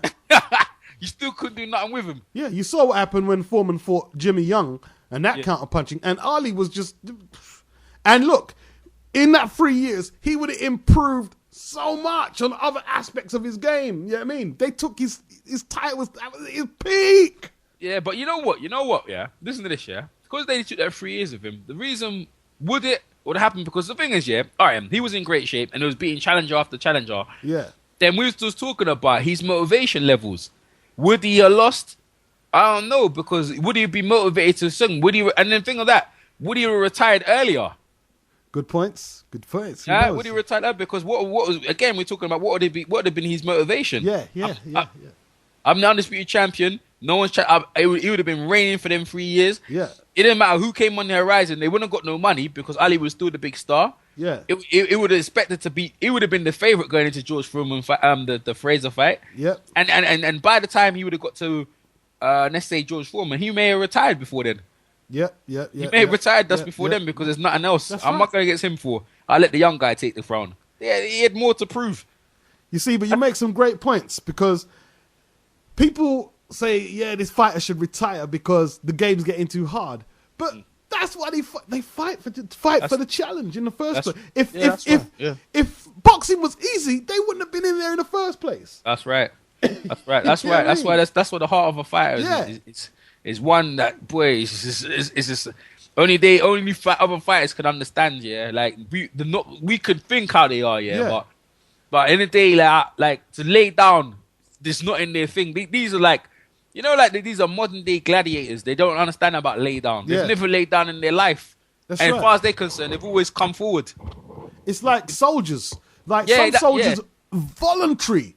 Yeah. They voluntarily enlist to fight. And you think, wow, that's just crazy. Yeah, most of us wouldn't do it. To the layman, it's crazy because we think about self-preservation. And the reason we fight is someone upsets us or something like that. But for them, fighting is the way of life. That's their shit, bro. Exactly. That's their shit, man. You see, look. Look. Let's talk about Ted Bammy. Is a classic cake right here. Yeah. He's there, man. He's right. The nearest person we could talk to right now is actually doing this. That's right. He still thinks it. Like he's never been hurt. I'm not slurred. Remember his own words. Yep. His own words. Yeah. I've still got enough to win the game. I just want to win. I just want to win one more thing. Let me tell you something, right? Listen to this. If he wins, the Lonsdale belt outright, you reckon he's going to retire, bro? No, of course not. Exactly. His confidence he's trying is to climb little step by step to get confidence in it. Yeah, you know what I mean? Look at Junior Witter. He can't leave it alone. No, he can't leave it alone. Yeah, because look, if Ted wins the British Championship, and then he's one fight away from a world title, you think what's he going to retire for? His confidence is going to be up in the fucking air. He's going to want to go, and when he wins then what he's going to say then, I just want to win the world title, then I retire. Then when he wins the title, he says, boy, I'm going to defend this bad boy a couple of, Yep, exactly. I think the retirement thing, just saying them calling it a day is the hardest thing. I mean, look, even when I'm a basketball player, right? Yeah. When I stopped playing basketball, the reason why I stopped is because there's politics and people above me. That's the reason I stopped. And I'm coaching, right? Yeah. I enjoy coaching this and that, but I understand these guys wanna be in that thing. They need to compete. Yeah. It's very that competitive thing. You never get no replace. Like when I was on the basketball court, I felt great, but I feel great like coaching even. I feel good. I still have that same drive. Yeah. And I'm not getting hit. But when as a boxer, where do you get that? You know what I mean? They got, when in their life, there's big people like if you look at Rocky 2. Yeah. Is it Rocky 2? Yeah, Rocky 2 where you saw him. He won and got some money and he spent his money on cars and stuff like that. Yeah. And then after that he went to some adverts, he couldn't read certain things and this and that. You got big people take it like in the boxing room, he can it's a clean playing living field. In the real world, they can't survive. Exactly. They can't survive. They can't it's hard for them to survive. It's like someone those are good props to Francis. And Pofo. Yeah, like he got like look, because he got a good businessman. Eddie Hearn, Thingy Hearn, Barry Hearn. Yeah. You set him up, made sure he got set up, and he was smart himself. Yeah. He's in, you know what I mean? He's doing his egg farming thing, which is a great thing. Yeah. You know what I mean? And the thing is, like boxers, to be honest with you, they need them sort of peaceful avenues. You know, after they've been in the trenches, and he was in the trenches, bruv. Oh, of course. No, you know what he told me about? He's doing the farm. You know who he reminded me of when he started talking? I went all the way back to, I went to Jim Jeffries, bruv. Didn't he use the alfalfa farm? Yeah. It's the same thing, isn't it? He had the alfalfa farm. He went back to the alfalfa farm and he's retired from the battling. That's right. It's like some soldier coming back from war and he goes back to a peaceful countryside. Yeah. You know what I mean? Unless they have to get it out their system. 100%. But I had a newfound respect for Barry Hearn when he told me how he helped him out. Yeah, but he's always been that. You know why I know he's a decent guy is because you see him, and the Eubank fights after Eubank done what he did to Watson. He never gave him. He could have gave him hard fights. He just gave him easy pickings because he knew how much he'd done his mental side. He did because he saw what it took out of him. Mentally. Yeah, exactly. He didn't want to put him in. I think Barry Hearn, he actually cares for some of his fighters. I don't know. Obviously, some people had things with him, but from we about Francis, he looked out for him, bro. It was nice to hear that, innit? Oh yeah, 100%, man, 100%. Yeah. But I can see that with his son as well. I see him. He cares for his fight. I think he cares for his fighters more than Frank Warren. Well, he protected him from the Barrera fight. He protected him. Yeah. Because Francis would have had to move up. Well, Barrera was never a flyweight, was he? Nah. It was a junior bantamweight. Yeah, so Francis would have had to move up a weight. Plus the guy is formidable. It would have gave him a fight, but he wouldn't have no power to do anything with Barrera. But it would have gave him a good fight for a couple of rounds, though. Yeah, but it would have been worth it. You might as well give him a fresh and a live wire was fresh. And he come off a couple of wins as well, so you might as well get him in there. You see, but the thing is, it's like that video I done recently when I was I done a few of them now where we're gauging errors, and a manager back in the 30s or 40s would have probably just threw him in there for the payday. But he's a product of his time, and so is Barry Hearn. Like he had an affinity for Frank. He probably liked Frank because Frank is a nice guy. He is a nice guy, and you can see you hear him. He says, "I'm too thing for my own good." But I think all fighters are just like him. Yeah, they're too brave for. He said it in it. He said it. I'm too brave for his own good. Yeah, he said it. He said it himself. Yeah, he said it himself. He said he's too brave for Frank. He goes, "You need people." That's what you need people to look out for them. Like he was saying, Herbie Hyde was he looked out for him in the Matlala fight. Yeah. When he was ringside, Herbie went to his cornerman and said, "Look, I can see," because he knows Francis, so it's as his friend, and he could see there was something not quite.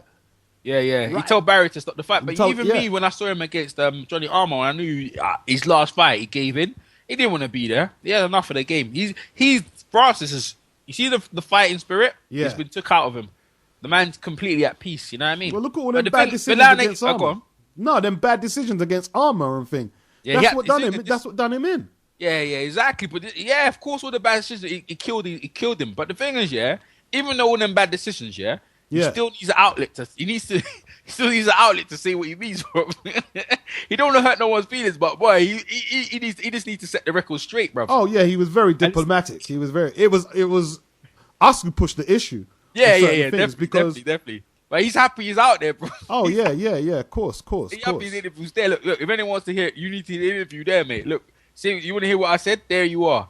Know what I mean? Yeah. He's happy. I know he's got a little page there. He's happy with his little bit. Still with change. He just want to be known that people. He's got his wife and his kids. Great he's fighter. sharp. Yeah. You mean not slurring? His mind is sharp as anything. You're right. You made a good point. Yeah. When you said that, it's true. He's not slurring. He left the game with his faculties in the hands. You get me? He got looked after, and he's set up. He's got a little business. He's working. He's all right. Yeah. It's a gamble. That's what it.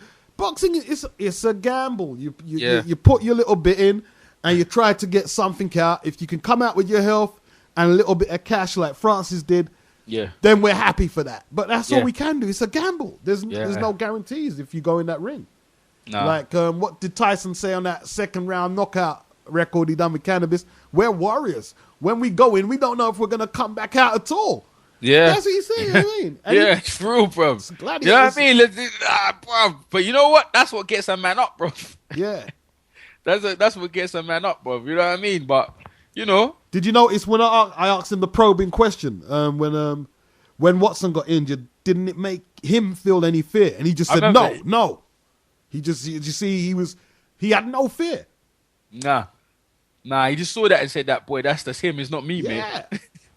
It's not him. I'm Yeah, getting in. that was Michael. That's his. Yeah, he said that's Michael. Yeah, That's not his path. It's not me. Yeah, because the thing is, he trained too hard. Trained too hard to the thing. But you know, and the thing, I'll tell you what, mate. His style. Yeah. I'll tell you what. If I was a fighter, I would never want to fight someone like Francis, boy. Oh, horrible to fight. Horrible. Oh, gee. But he's a nightmare, man. Yeah. Because he throws a lot of punches. The thing is, if when he lost against Baby Jake, Yeah. if Baby Jake was the same height as him or taller, Baby Jake would have never come out with his life. The thing is, the Baby Jake was shorter and longer reach. It had slightly longer reach than Francis, you know. Did he? Yeah, of course. That's why. I If think you look Baby at Jake see the might counter be punch. yeah. See the counter punch, he knocked him up. Look at it. You can see it there. He's got a longer reach. Wow. It I makes think boxing makes a whole heap of difference. The little reach, and a bit more pop. It makes a little different. Just a little different, but that's all you need. Yeah. I think That's Baby what you Jake might be the smallest fighter ever or something. He's the smallest fighter ever, but he had a long reach. That's why Hagler. I remember Hagler went against.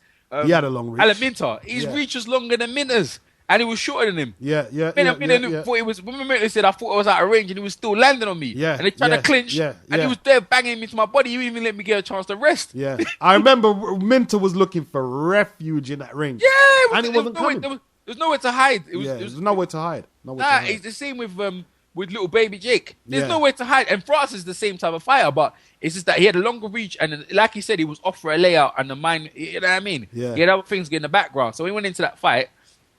I mean, he took the world title because he wanted to, but you know, he wasn't really the best preparation he had. I reckon if he was in there winning 100%, I don't think he would have made any excuses. But it was coming off some stuff, innit? Oh yeah. Someone like Francis, he needs to be happy. Yeah, he needs to be in a happy, good place. He training needs to be in a good place. You know what I mean? Yeah. 100%.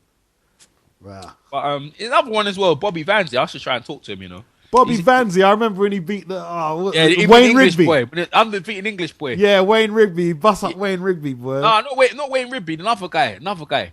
Steve Sutton. I can't remember his name is now. He beat him. He was undefeated lightweight, and Bobby Vanzi got floored in that fight, and he came back and knocked the bray out, spark out. Okay. It was a wicked victory, I but he beat out Rigby. Yeah. I think for the British title or something. He had that British title for long. Yeah, No one. The thing is, he was a good fight, but they didn't want to do nothing with him. They just kept him in the UK. He had a nice style, you know. His style was nice, bro. Like a Nassim Hamid style. Yeah, he did. But they didn't want to. I don't think they even got a European shot. I don't know who was promoting him them times there. He lost interest. That's why he lost it because he wasn't getting the opportunities. They didn't give him the opportunities, did they? Yeah. That's what happened to him, man. Yeah, people There's now it seems like English fighters are on the map. It's like stateside. They always look at what we got over here. See, the thing is, You've noticed now the world is evolving around what we're doing over here now. Yeah, of course they have to look over here, but because of the internet, we're managing to bridge that gap with boxing fans across there, so they're learning about our scene more. But in the UK, we've always had good black fighters and who've got pushed under the... I tell you, when I was talking about him to Francis and he knew Slugger O'Toole, right? This he had that Brendan Ingle style, right? Do you know Henry Wharton? Nah, bro, you're going deep on me now. Yeah, he won the world title. I think Wharton he won a European or thing, and he fought Nigel Benn and Chris Eubanks, right? So one time they bring Slugger O'Toole in as the sacrifice for Wharton. I think it was a British title fight. And my man just outboxed him. Totally outboxed Henry Wharton. And they robbed him and gave him and Wharton went on to fight for world titles. We didn't hear a Slugger. But that was happening a lot back then. People don't realize that. That was happening a lot. There was a lot of gifted, you know what I mean? Like fighters, and I say black ones too. Yeah. Shit happened to them, man. Yeah, I mean, look, thinking Richard Williams was another one. Yeah. When he went against Thing, he went against Sergio Martinez. Martinez beat him up twice. He couldn't believe he lost that fight, bro. He should have went back in there for a rematch. His career I would don't have been think longer, he realized how good Martinez was. Yeah, but another fighter as well was innit? Howard Eastman. It was good, but he just took too long to get out on the world scene. It took too long. He should have been out on the world scene longer than what he was there. He was in the English scene for too long, man. Howard Eastman. He's 30-something fights and he was just there. He pissed I don't know me who off. was promoting, but they just kept him there for way too long. It would have been. He's type of guy. He should have been out there fighting top world guy fighters long time ago. Yeah, but he pissed me off that time, man. What? When he lost what? When he fought William Joppy. I was thinking, but you see, punch! Yeah, You can knock this guy, and then he knocked him down late, and I was thinking, but he wasn't even finished. Yeah, the referee. man. I remember that fight. Yeah, the referee wouldn't let him do what he had this thing where he used to put his arm around the side of you and try to uppercut you while he was holding you. And the referee, Jay Nady, I remember, wouldn't let him do it. So he kept them warning him. He gave him a couple of warnings. Get a lot of warnings. And then when Joppy got close, Joppy was just outputting him. He was too slow. It was just too slow. And then he caught him near the end when Joppy got close to him and knocked him down. But it was just too late. It was just way too late. Way too late. The thing is, Joppy was just a better world-class operator. He just knew how to beat him on points. Yeah, but my man had the hands to do it. He had the hands to do it, and he knew he did. Joppy made him. I knew he could have. I knew he could do damage, and he waited too late. Yeah, he waited too late, man. But he was, to be honest with you, yeah. He should, you know what I mean? He should never come back into England after that, man. He just stayed out there. I remember he got beat by Edison Miranda, stopped on ESPN. That was a dodgy stoppage. Edison Miranda knocked him. It was a flash knockdown. He wasn't really hurt, but yeah. Where do you go from that point? I remember when he gets Hopkins, yeah. Hopkins didn't want to mix up with him. Hopkins just clearly outboxed him. Yeah. That's why I read Hopkins was versatile. Where the way he outboxed Howard Eastman, I was like, wow, boy. That told me a lot about Hopkins, that fight. Yeah, pardon? That fight told me a lot about Hopkins. Yeah, it did.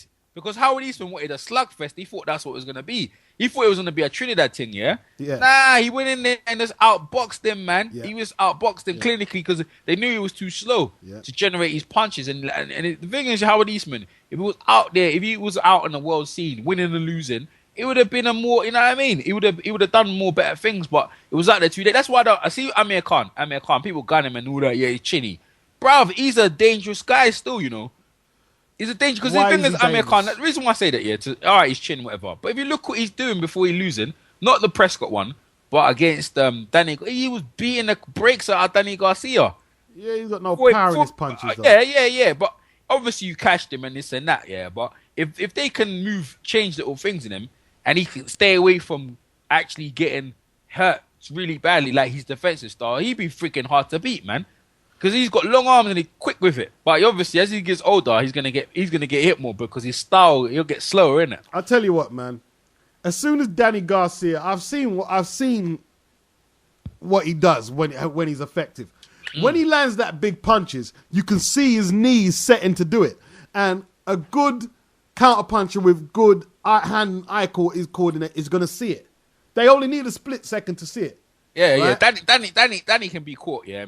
Hurt. They're going to make him miss and they're going to make him pay. Danny can get caught. But I think with Danny Garcia, yeah, he's even though people don't, he looks sweet boy, he's turned into a slugger now and he's knocking out guys. But the thing is, if you look at his opponents now, he's getting picked now. They're picking him. They're picking the opponents now, and I don't think they want to pick what's his name again, Matisse. But he might have to fight Matisse. Why people are gonna say, why are you not fighting Matisse? Well, that'd be a good fight for him. He has to. The thing is, there's certain fighters. If they don't fight the certain fights, people gonna question, why are you not fighting this fight? Now you're a coward. So he has to fight Matisse. There's nothing. He has to fight Matisse. There's nowhere else to go for him. Matisse is the number one contender now because he beat Jose Alushigan. Yeah. And Alushigan himself, he don't want it no more.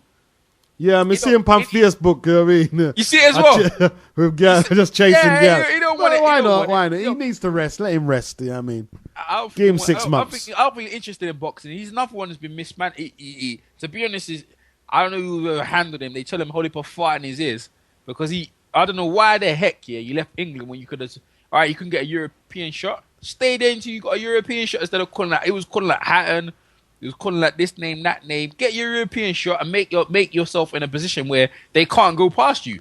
Give him the new year, man. Let him have the new year. He took a bad loss. He's been off. Look, he's been off for 2 years, bro. Yeah, but it was an 11th round. It was an exhausting fight. You need to go he back. took a lot of punches. New year. I'm not giving him a pass. He needs to get back out there. He can't go. He needs to rest. He needs to. He took a beating. When he comes on Skype, yeah, right. Yeah. When he comes on Skype, because he used to be on. You know what? Before he lost, he was on Skype all the time. If I catch him, we can interview with him. He used to be on Skype all the time, lad. Well, I'll catch him and talk to him, but I don't think he's rest too long. He's been resting too long, way too long. For an active fighter, he used to be very active. New year. Let him come New Year. Give him New Year. Give him to the New Year. He hasn't got no fight on. Look, if we go box rec, it usually says what fights up and coming. He's not even. And the thing is, Showtime love him, so he's a Showtime fighter right now. Anytime he fights, he'll be on Showtime.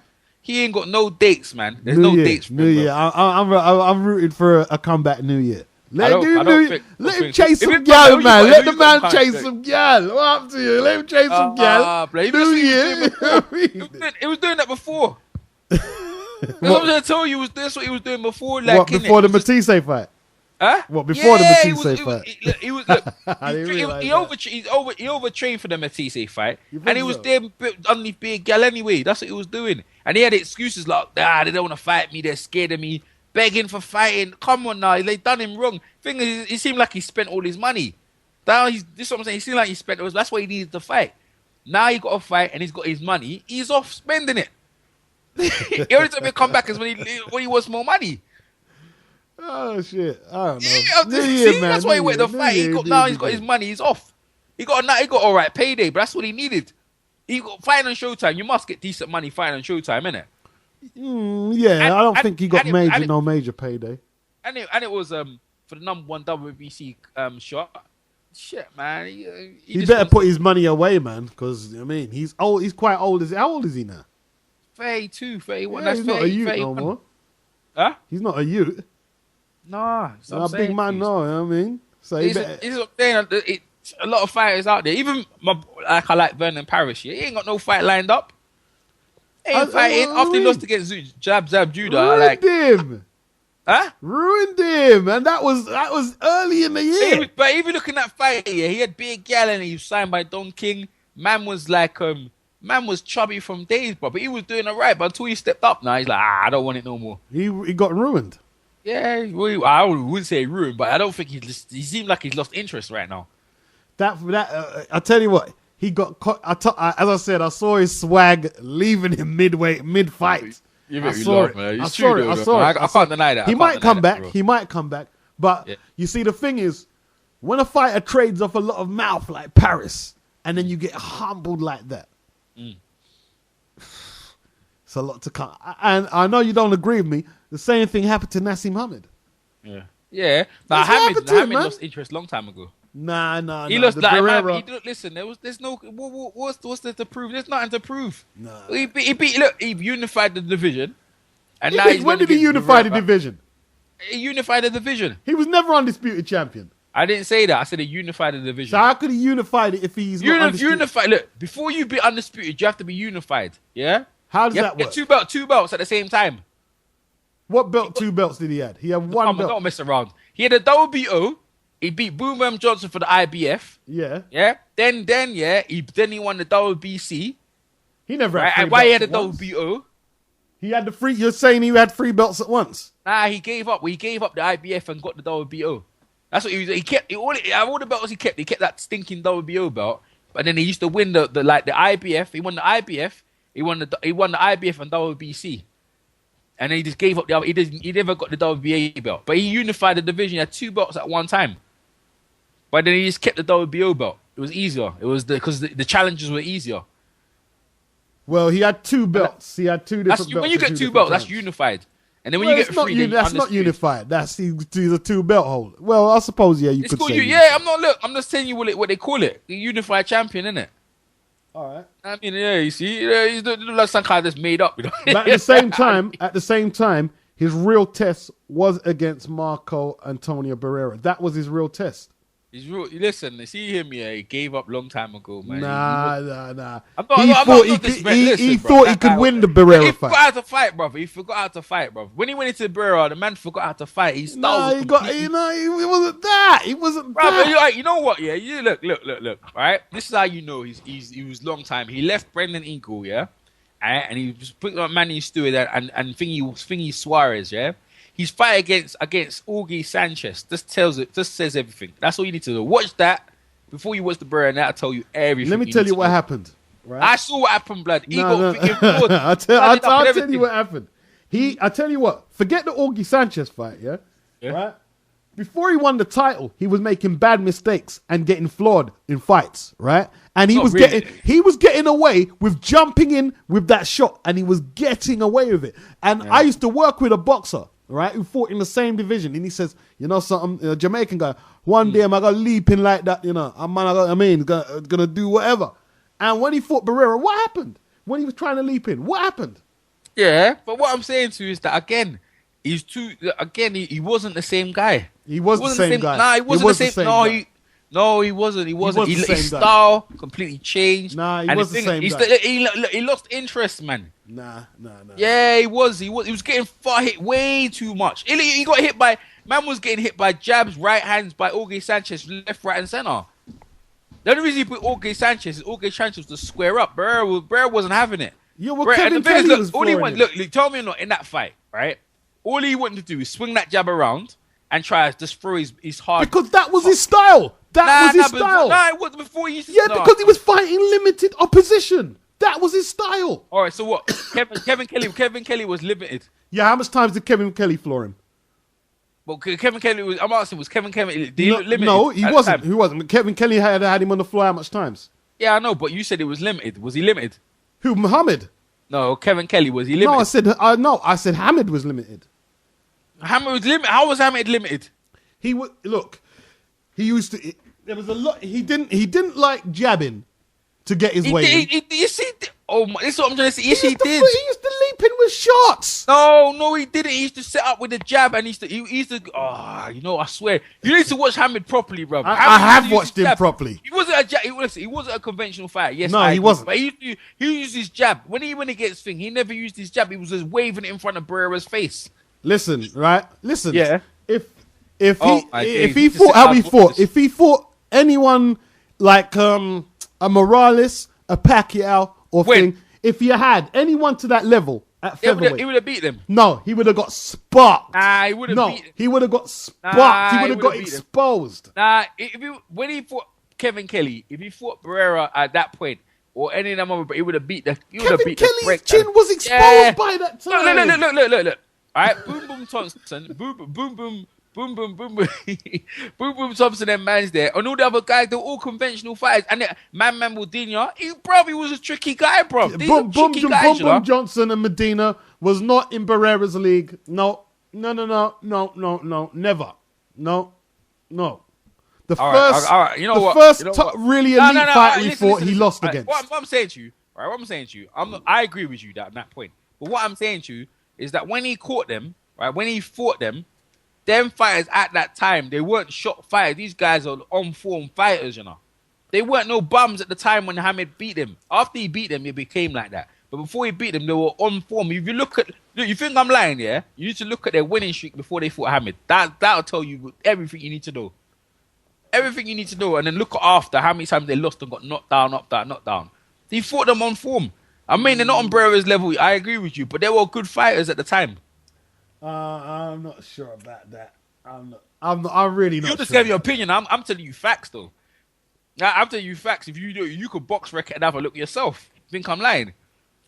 Well, I saw the fact they weren't no bums, man. These guys, they weren't bums, but Barrera was the first elite fighter he fought, and he lost. Well, boy, look. See this, Barrera fought. Is that true? Right. So look, I say this, yeah. It's time. Boxing's about timing. That's what I have to say about that. It's just timing. It just caught Hamid at a time where he lost interest. No, answer me this: was Barrera the first elite fighter he fought? What elite were we talking about? Elite fighter. Was he the first elite fighter? Kevin Kelly was the first, bruv. How was Kevin Kelly? Kevin Kelly was a slide. Kevin Kelly was big, bruv. Nah, he wasn't. At the time, he wasn't. Look, Kevin Kelly. Hey, don't listen. In the weight division, Kevin Kelly was the elite fighter, bruv, in that weight division, you know. And then Kevin Kelly came down. He was super featherweight. He was an elite fighter, you know. Everyone knew about Kevin Kelly. He was in games. Everyone knew about Kelly Estate. He was a big name. How much times was Kevin Kelly floored before? Kevin Kelly lost only one time before Hamid. One time. And I saw that fight as well. When Kevin Kelly lost against a Mexican guy who looked massive for the weight. That's why he went down to featherweight. And before that, he never lost. He is undefeated fight. You should hear him talk before. Listen, man. I watched the whole thing, bro. I'm telling you, Kevin Kelly was the first elite fighter he fought. That's why it was so big in Madison He was Square knocked Garden. out by Gonzalez before he fought Hamid, right? That's right. I know you're looking at box rec. Yes, I watched the fight. Yes, but look at the way he was undefeated before that Majority fight. draw against Clarence Adams. Yeah, I know that, but he Technical draws. but he was undefeated before that fight. Undefeated, never lost. So that's that. See, He was on the floor, and he was on the, because I knew I had to confirm it, and he was on the floor in a lot of them fights. He was on the floor. Yeah, I'm not denying that, bro. I'm not denying that, but what I'm saying to say to you, yeah, he was the elite fighter, the first elite fighter Hamid fought. That's what we were talking about here, mate.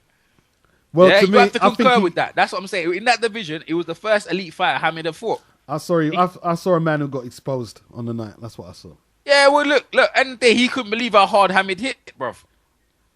No, I'm talking about when Hamid fought Barrera, and he came down from super featherweight. He never been hit that hard before. I'm talking about when Hamid fought Barrera.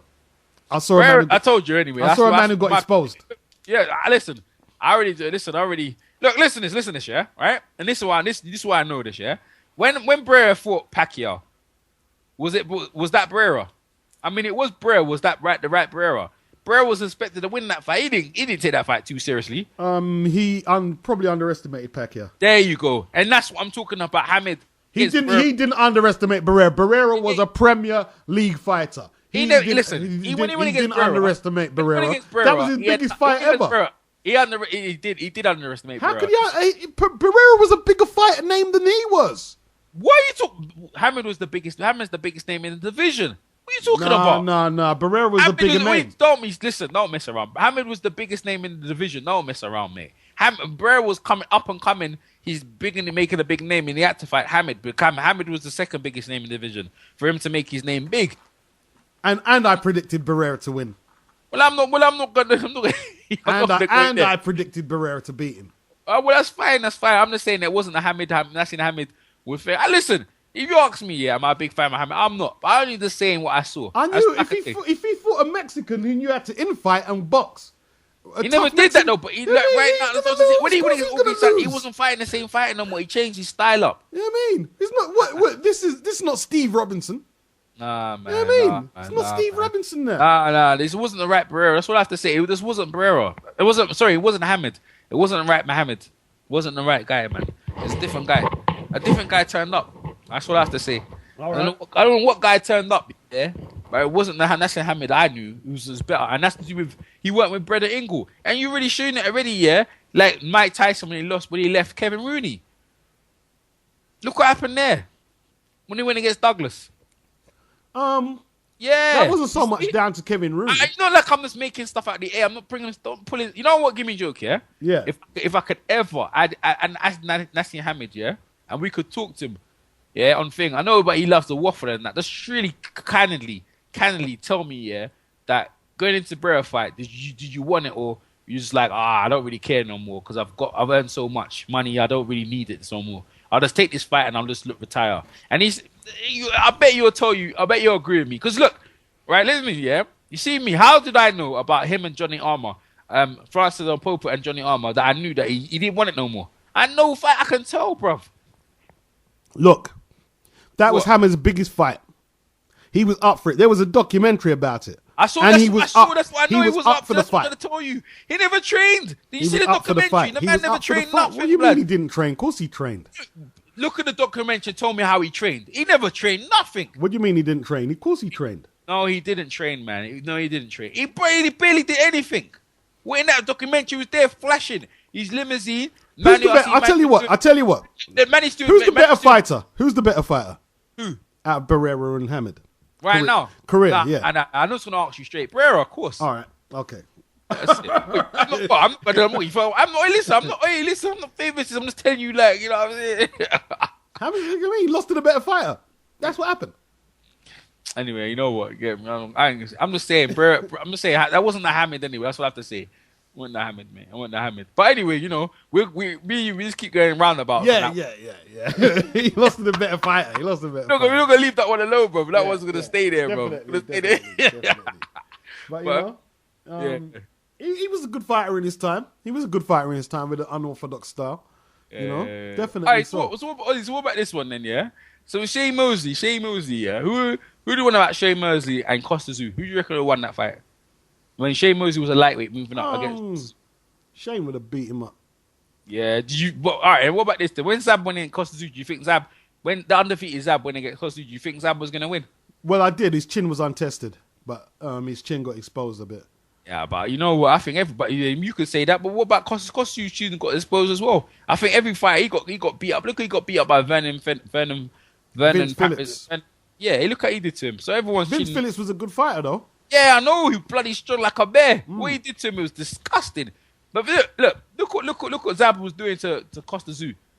Zab was killing him, bro. But you know, until the second round came. yeah. But you reckon I reckon that fight got stopped too early. I tell you what, man. I don't want to laugh at a fighter, man, but what Zab's legs did in the second round, that was just wow. I felt bad for him, bro. I think the fight should have carried on. Let him. He wanted to get on. Didn't you see his legs? How can it carry on? The man should have carried on, bro. What, with his legs wobbling like that? He was alright. He only took him a couple of seconds to recover, and the guy was. He didn't recover. Didn't you see his legs? Nah, it doesn't matter, mate. So if you was a referee and you saw a man's legs involuntarily go out of whack like that, you would let it continue. If he told me I can continue, I'd have let him continue, bro. Your brother, look, you see we looked at him. See Hamid. All right, what about this? When Hamid got stopped against Danny Garcia, do you reckon that was a good stoppage? Yeah, of course it was. But did the fighter think it was a good stoppage? No, of course he didn't. He would have fought until Garcia put his lights clean out.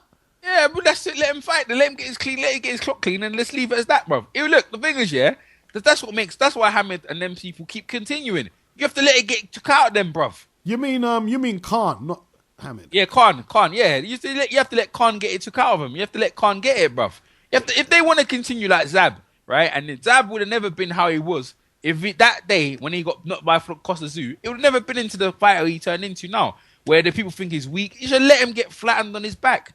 Like in the olden days, they used to let you get flattened, bruv. It was much healthier to be flattened out. You can't do that now. You can't do that. Yeah, let him know. But you see, the thing is, like if you look at some of the guys, some of the cases, like I remember when I saw Ben Taki versus Roberto Garcia. Now that man got fucking floored, nose bleeding.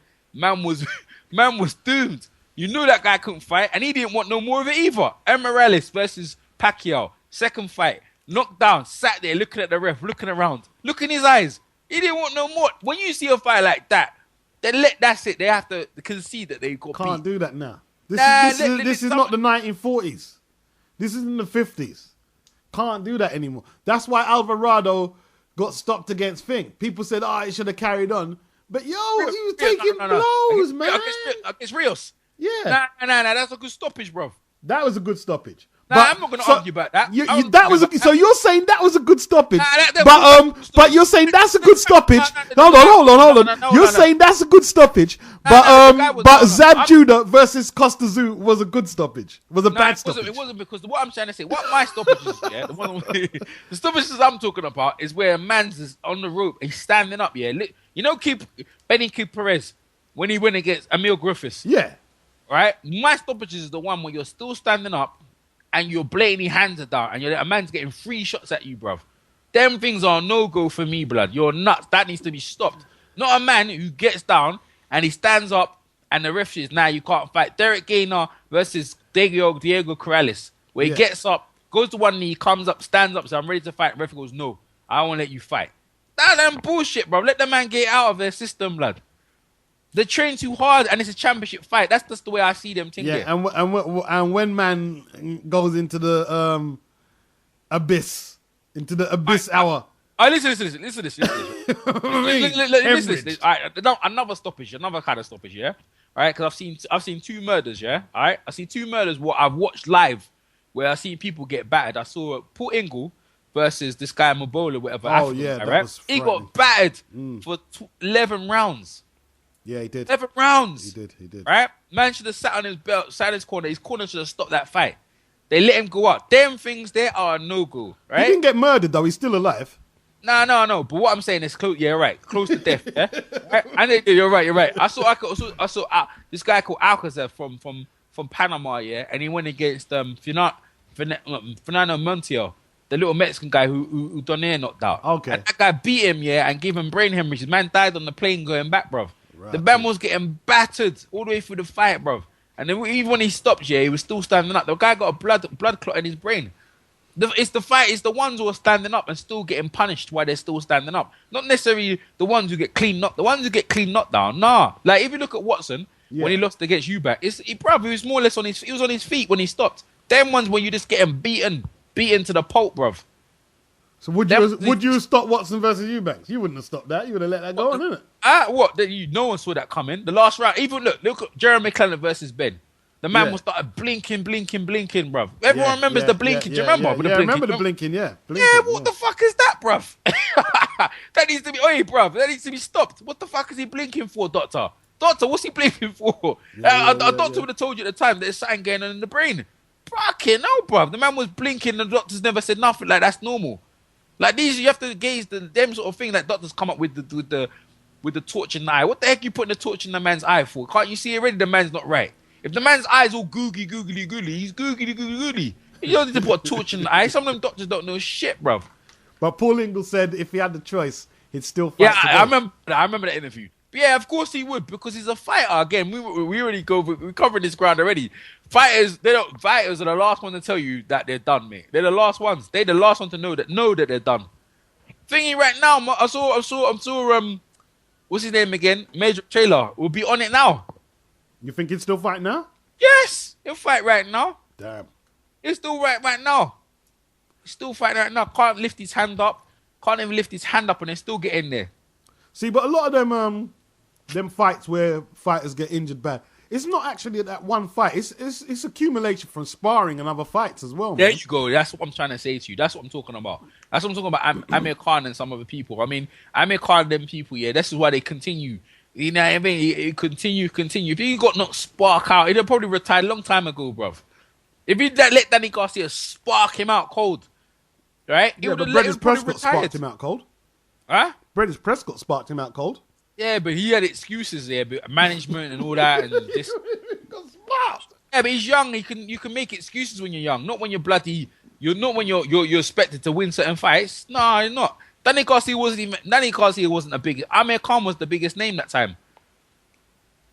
It's like Victor Ortiz when he got his jaw broke. The referee, the doctor said that it was probably from when Floyd cracked him.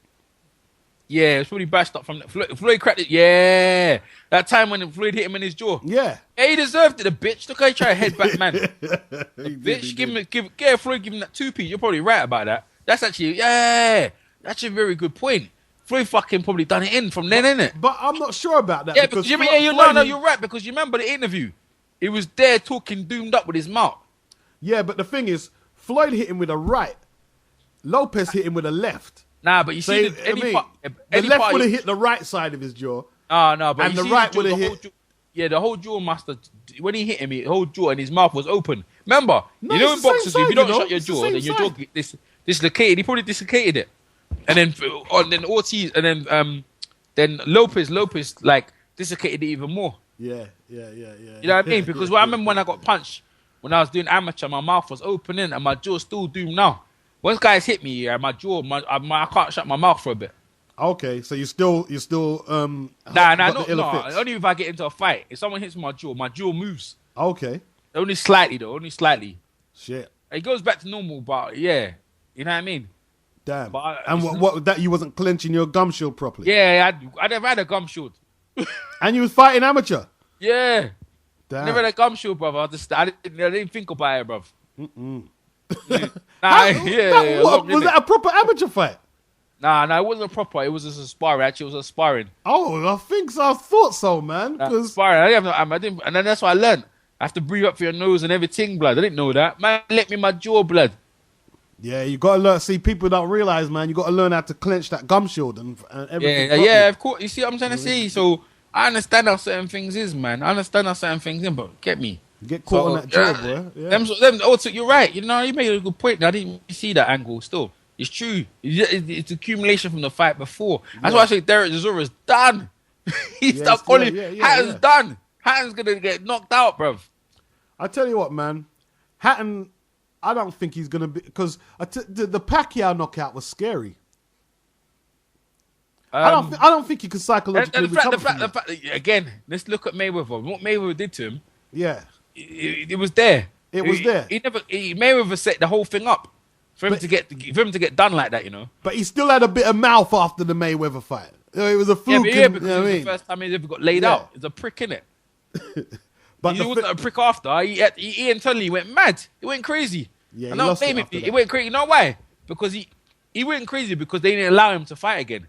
Yeah, so that's why he went crazy. If they allowed him to carry on fighting, he would have got it. He would never be on drugs and all that shit. He was just looking for thrills, innit? Look, that's what Joe Kazagi did as well. He can't fight. They say he can't fight no more. And the thing is, they go, if you fight, you're gonna ruin your legacy. But now he's forced himself. He don't want to be. He doesn't. He really probably didn't want to be deactivated. You know that. He really probably wants to be in the ring, but he can't because if he goes in there, you're gonna ruin what you got. That's what someone's telling him, and that's what making him go crazy. I'm sure Kazagi goes crazy, and the thing is, more make it up. People are still calling him out now. I'm sure it's pissed him off. Wars called him out, you know.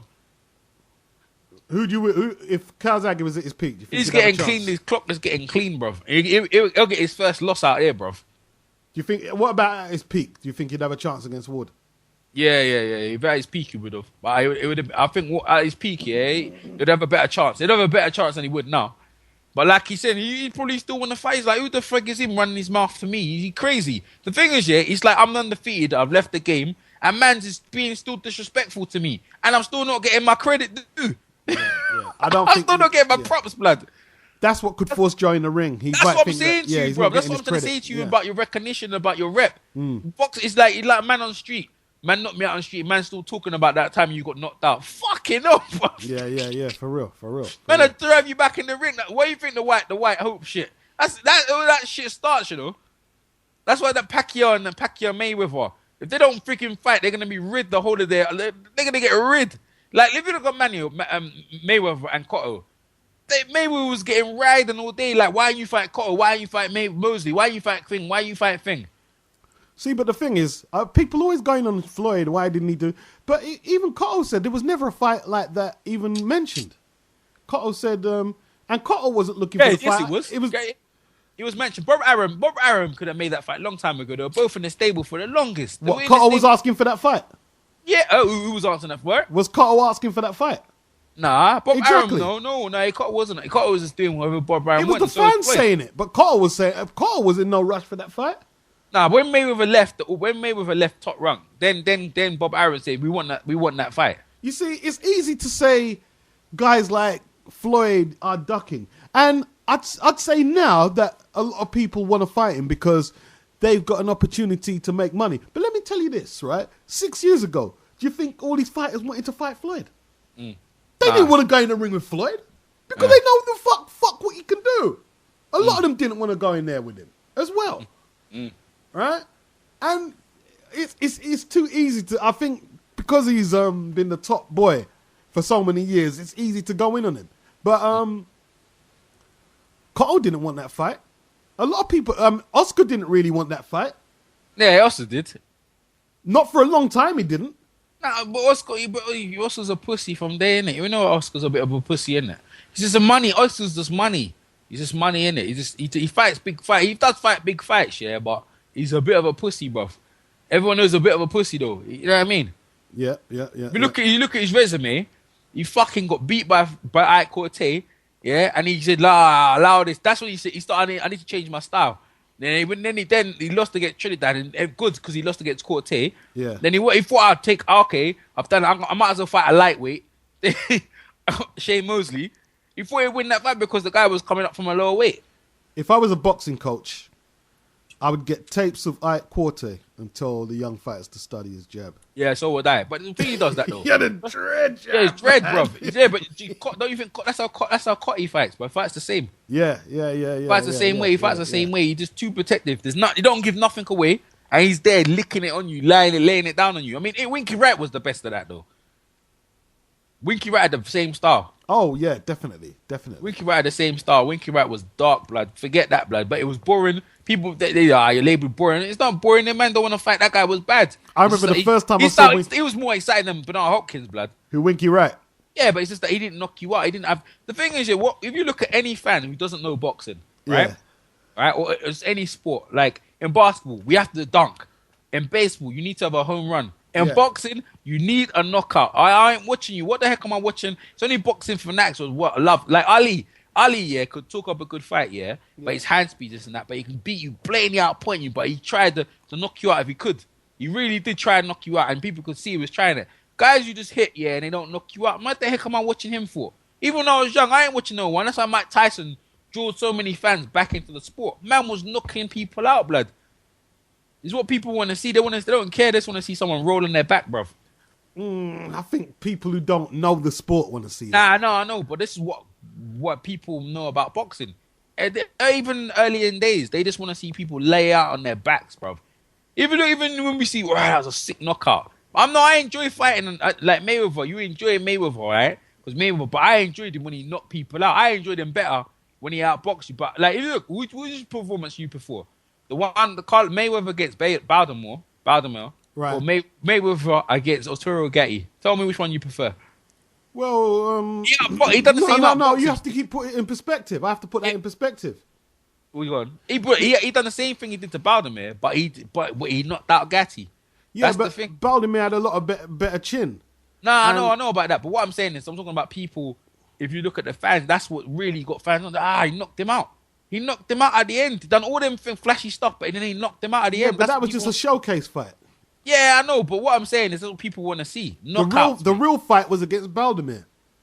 Yeah, people didn't care about that. They don't care about that. No one cared about that. And even the De La Hoya fight. But they should do. If they know anything about boxing, they should know about that. I know, but what I'm saying, this average, yeah, like with you, look, if you want a good climax in a fight, but at the end of it, you want a knockout. That's what you want to see, a knockout. You want all that stuff, but the finishing is like the icing on the cake. You want to see someone being knocked out at the end of it.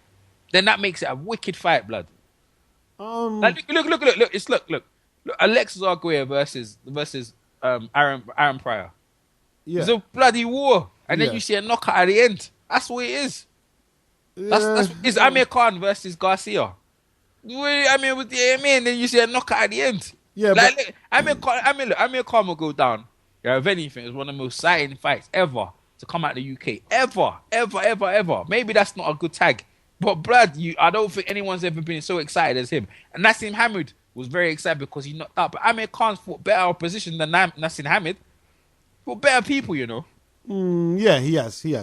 I still haven't managed to watch Vasquez and Marquez entirely. I saw little bits of it. So, what, did all of them end in knockouts? Yeah, you need to watch all three. You need to watch, seriously, sit down and watch all three, right?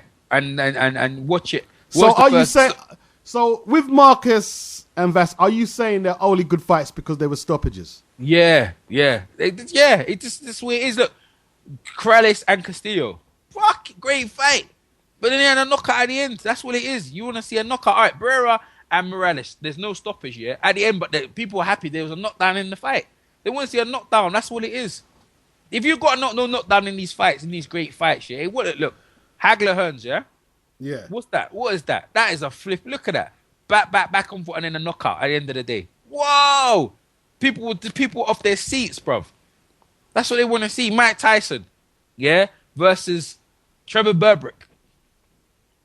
Yeah, but it's a one-way fight, yeah, but still, the knockout was crazy. That's what we were in the knockout. People want to see knockouts. People ask anyone now, even though no one's boxing, you see that, bro? I see that man rolling around the ring, blood. People do want to see knockouts. There's no doubt about that. They want to see. I'm not saying you want to go in there and you don't want to see no boxing skills. Don't get me wrong. Like, you want to in there, you want to see boxing skills, but at the end of the day, you want to see people getting flattened on their back, flat out, bro, flat out. That's what I'm saying about like you say, these days they don't stop them. These days, some of the referees are puss. They're puss. And I say about Zab Judah, and look, I swear down, if I talk to Zab Judah and we talk to him about the costume fight, I know he's Christian on them things there. Ask Zab, do you want to continue? It will tell you wanting to continue. Ask Amir Khan against Garcia, like, Khan, do you want to continue? I wanted to continue. I want to be laid out on my back. That's how they want to go out, blood. Yeah, but it's not in a way. It's not up to them because I mean they can't. Zab's legs were just a thing. Listen to this, right?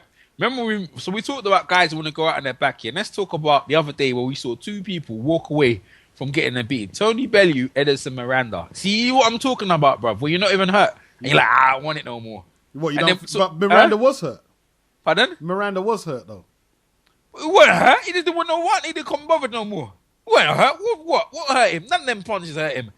Don't mess around. No, come on, don't mess So around. why would he quit like that, then? He just didn't want it no more. He just lost heart. He don't want it no more. He don't fight. He lost too many times. He just lost too much. There's nothing in. He's like, I don't want it no more. I can't be bothered. And we saw, who did we say? Oh yeah, Chad Dawson versus Ward. I don't want it no more. I don't want it no more. I don't want it no more. This beat is not worth it. I don't want it. Nah, I had enough. No, Maz. No, that's not what happened. Yes, it was. No. It was a Chad. Bruv, you see what he knew he couldn't win the fight, blood, and he knew he was just gonna get hurt even more. So I just he quit.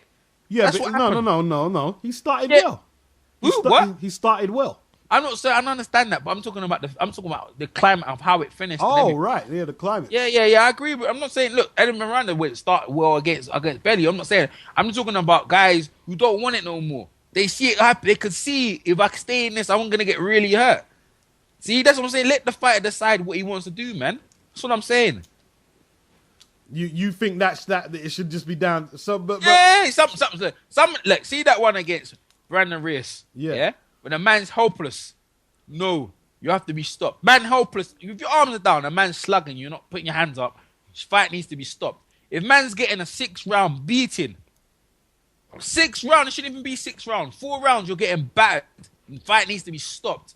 Stopped immediately. You should know it needs to get no more punches than you're getting. yeah, but I did a video where I pointed out where Billy Walker was saying that was in the 60s. He was saying there's no conclusive proof that fighters do get brain damage. So what I'm saying, because because that was the common thought. He wasn't the only one.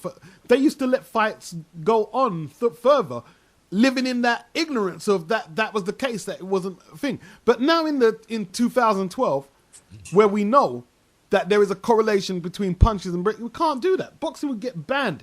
If people are gonna referee fights like you and let man go out there until they, Nah. You know what? Get Right, banned. look. I'm just trying to say, right? I'm only talking about what the fight is saying. All right, let's look at Diego Corrales versus the Cuban guy. What's his name? Casamoyo. Yeah, Casamayor. Right? His jaws broke. His blood coming from his mouth, and like the gum shield and shit. Like, the gum shield might have come out the side of his mouth, and the referee say that I want to give me one more round. Now in that instance, yeah, what do? You give him one more round? You just referring the fact. Would you give him one more round? I would have gave him one more round. I would have gave him one more round. What if he got really hurt? Huh? What if he got really hurt? What would you do then? I would have gave him. He wanted the round. I'll give it to him. He deserves it, mate. He's put that much effort into. I'm gonna give him the round. What about this one? Lennox Lewis versus Klitschko. I blooded up, winning all scorecards, and his eyes doomed. You give him that round? He Well, I let him carry on. He might lose his eye, but he's willing to. Give him that round. He had 6 rounds to go with that. How do you think he could? Nah, he ain't 6 rounds to do. It was 8 rounds or something, wasn't it? Nah, it was about 6 round, you know. Okay, but he wanted that round. You tell him it's the last round. I can't let you fight no more. Tell him. Look, it's last round. The eye is terrible. So would you stop that? Would you stop Klitschko versus Lewis? No, if he told me, like, I go up to him, yeah, say, look, yeah, Klitschko, the eye is terrible. Like, you can't, otherwise you're going to lose sight in the eye. If the man goes to me, I don't care if I lose sight, I let him fight, bruv. You can't do that, man. You know That what? was one of the worst cuts I've seen in the ring, and you let it carry on. He's told me, I asked the fighter. No, but you're the referee. You're Nah, not nah, up to the fighter. It's up to you. You're the ref. Wait, listen. There's a fighter, right? Listen, this is what I'm trying to say. There's a fighter, right? Listen. There's this old Mexican guy, right? His little guy was short, right? And he went against a Cuban guy called Cien Rios, right? And the little guy was getting battered up, right? And then, you know what the referee said to in the corner? He goes, "You want more? Do you want more?" He's a Mexican. Yeah, he nodded his head. We want more. Eric Morales' dad was training him. The guy said, "Yeah, I want more." Went in, they got battered again in that round. Sat down. "You want more?" He shakes his head. The referee let him continue. Hit Jim Watt and fucking Jim Watt and Ian Dark, yeah, were ripping into the referee. What the heck? And then this guy continue. What the hell are you doing? But every time I get to see the referee go in there, "You want more?" Shit, all right, he got beat so bad. He went to the corner. What fight was this? He shaked his he shaked his head. No. And he said no finally. Yeah, he said no. See, he was happy. He was because he gave him the chance. He was happy. What fight was that? It was a Mexico. I can't remember his name. It was a flyweight. It was even flyweight or strawweight. It was a great fight. Oh, it was beautiful. I'm still looking for it now. The guy was called Hootin' Tootin'. I swear if you what, you'll laugh your flipping head off. That fight, I'm still trying to find it, bro. Thingy Rios. I can't remember his name. Thingy Rios, and I found the name. I tried to look the fight. It wasn't there. It was on Sky Sports fight. I love that fight, bro. It was like when I was doing the boxing news report the other month. There was this guy. I think it was Abdul or something. Yeah, an Arabic fighter, and he was fighting this guy. He looked like a mixed race, light skinned fighter, and it was in the hit and miss section because they said the referee done a real bad job. So I said, let me go and see if I can find this fight, and it was on YouTube. And this referee was trying to get this nigga killed, literally, because. Wow. Sick, man. I'll find the fight and I'll post it through to you. Yeah? Sick. Yeah, it was barbaric. What, man? Look, man. Some fights, yeah, he's like, nah. But there's some fights, yeah, in the fight, you look at the fighter, you want more? Yeah, go on, I'll give you some then. I'll give you some. You want more? I'll give you some. But that's what the referee was saying. I'm not even on that, bruv. I'm not even on to give you more. I'm just telling you. You might as well not have no referee then. Huh? You might as well not have no referee. Nah. Me, look, I'm telling you, look. See, look. I'll give you, look, one more. I'll tell you one more round. That's it. You're not getting no more round. That's it. It's your last round, bruv. Your eyes doomed. You get a couple punches there, you won't be able to see, my friend. How about you won't be able to see? And you see the corner, they were saying, yeah, fight on. The you might as well go back to the days when they didn't have to go man's got to think about boxing after the thing, bruv. You might as well go. Because you know why? If you look at the reason why fights don't go on anymore, this is the prime reason, is because what happened to Watson and what Watson did. He'll sue your body, bruv. Because it wasn't for that though. You can get sued, yeah. No, the reason they got sued is because they didn't have the proper equipment at the ringside. Yeah, that's why they got sued. You can still get sued. You can still sue because you say the fact that the referee never protected the fighter. No, they can't do that. They can't do that. There's a doctor in the corner. That's why, ain't it? That is not a liable thing if a referee lets the fight carry on. That's not exactly. Liable. So let the boy go in there. The only thing is the fight will never be the same again, and you more or less end. Like Pavlik, see Pavlik and Hopkins, yeah? Yeah. That fight should have been stopped, right? Nah, of course not. He's never the same. He's not the same no more. Yeah, but he was never really hurt badly. But you don't know what I'm saying. It should have been stopped, but it wasn't stopped yet. When should it have been stopped? Because he was getting plainly out beaten, bruv. But he wasn't getting hurt. He wasn't hurt. Listen, look, it wasn't nothing like he was getting hurt. But look what he did to him after. Look how he ended up. There was no stage where he looked like he was hurt through getting a concussive blow. No. But what I'm saying to you, there's no way of you winning the fight. Just stop the fight.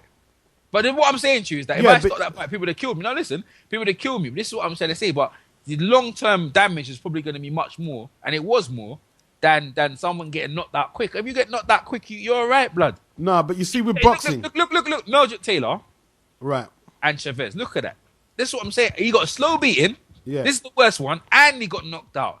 That's why he never would recover. Yeah, but the thing with boxing is, that's why it is unique. Like, there was, who was it? It was John David Jackson. He's a trainer now. And he was fighting Jorge Castro. And Jackson was just beating this guy from round 1 till about round 10 or 11. I don't think the guy landed a punch. And you could say that should have been stopped because the man... His face was swell up, he's staggered up. And the guy landed one punch and turned it around. The fight. You know what I mean? Stop the fight. Exactly, stop the fight. But in them situations, you need to stop the fight. You see? Look, I'm not wicked. I'm just like, you can see it. I don't need to talk no more. The fight needs to be stopped. So you're getting out beaten. You're not winning no points. What's the point? You're just getting beaten up. What? I just want to say I went 12 rounds. Is it? You can just tell them. Talk to the corner. Your man, you need to look after your boy. You need to stop the fight. But when you see a man, yeah, it's like just clearly getting beaten. There's comprehensive like that. You have to stop them fight. That's like Zab Judah. When you see a man trying to fight back, trying to say, give me one more round. Like, see Audley Harrison, yeah? Against David Hay. You know he wanted to fight on, innit? Before he got knocked, before the snot come out of his nose. He wanted to fight on. He should let Audley fight on. Listen, think of this, right? If he let Audley continue against David Hay, right? Yeah. Do you think all he would have been fighting now against Price? He probably would have done. That's what I'm saying to you. So let it get out of their system, yeah? You see what I'm saying to you? You're just making it worse for them, blood. You're making them feel like you saving and they're making excuses. What about Cotto and Pacquiao? When I saw that at a snooker club, Cotto was weight drained and Cotto thought that was stopped early. Huh? I thought that was prematurely stopped. He couldn't win that fight. It was getting bust up, blood. It's just getting stopped. He wouldn't get it. He was getting, his face was bleeding, all of that. I could stop the fight, man. What was he going to do? He can't do anything. Couldn't even hurt him. Couldn't do it. He's too slow. Nah, I couldn't do anything. Stop the fight. Let the man live on another day. Even the thing is, yeah, it doesn't matter like if they win world titles. They're still, in their mind, they're hollow.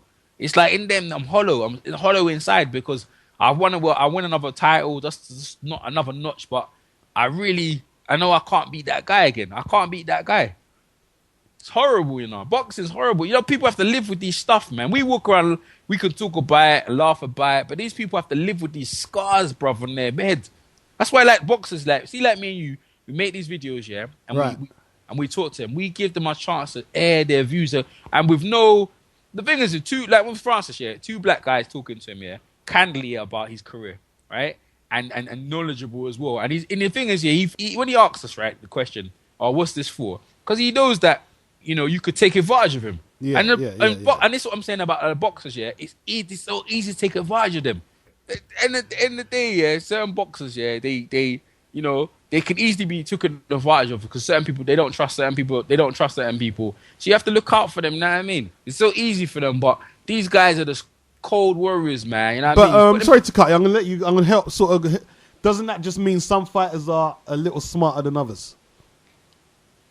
Yeah, well, that's why they would tell you that. But at the end of the day, the smartest fighter is the one who comes out with his faculty, like Francis, and can live a life after boxing. That's the smartest fighter out there. Are they the smartest or the luckiest? Nah, they just have to be the smartest. Like people like Jerry Cooney. You know what I mean? Set ups. You know, I'm doing other businesses outside boxing and helping other boxers. That's what, you know what I mean? That's what De La Hoya, smart. Come out. Anyone who can come out the game where they've achieved quite a bit and they didn't get bashed up. You know what I mean? And still could maintain another life, then they're the smartest guys. You know, they done their thing, they done their bit, they gave their share. You know? They can bask in their victory and people give them adulation and thing. But there's a lot of factors that go into a fighter coming out with his marbles and his money, isn't there? Sometimes it's like some fighters are just not as robust as others. So the accumulation of punishment is just, I mean, it's going to hurt them in their later years. And others, they can shake it off a little, you know what I mean? Yeah, well, look, man, look. There's accumulations that you can physically see, i.e. slurs, tremors, handshaking, and there's the ones that you don't see, and they do stupid thing. Ricky Hatton and taking cocaine, and Joe Calzaghe taking cocaine, and De La Hoya wearing women's stuff and just doing crazy stuff, yeah? So, you know, you can go to, it's a two-way thing. It's a two-way thing. They all of them feel it. All of them feel it. I mean, and they have to live with them sort of things. But it's how they continue to move on and find new challenges every day. Because they need to, them boxers need challenges. That's what Barry McGuigan said. They need challenges. They need things to do. They need things to make them drive every day, to take away that sort of drive, because that's never going to go.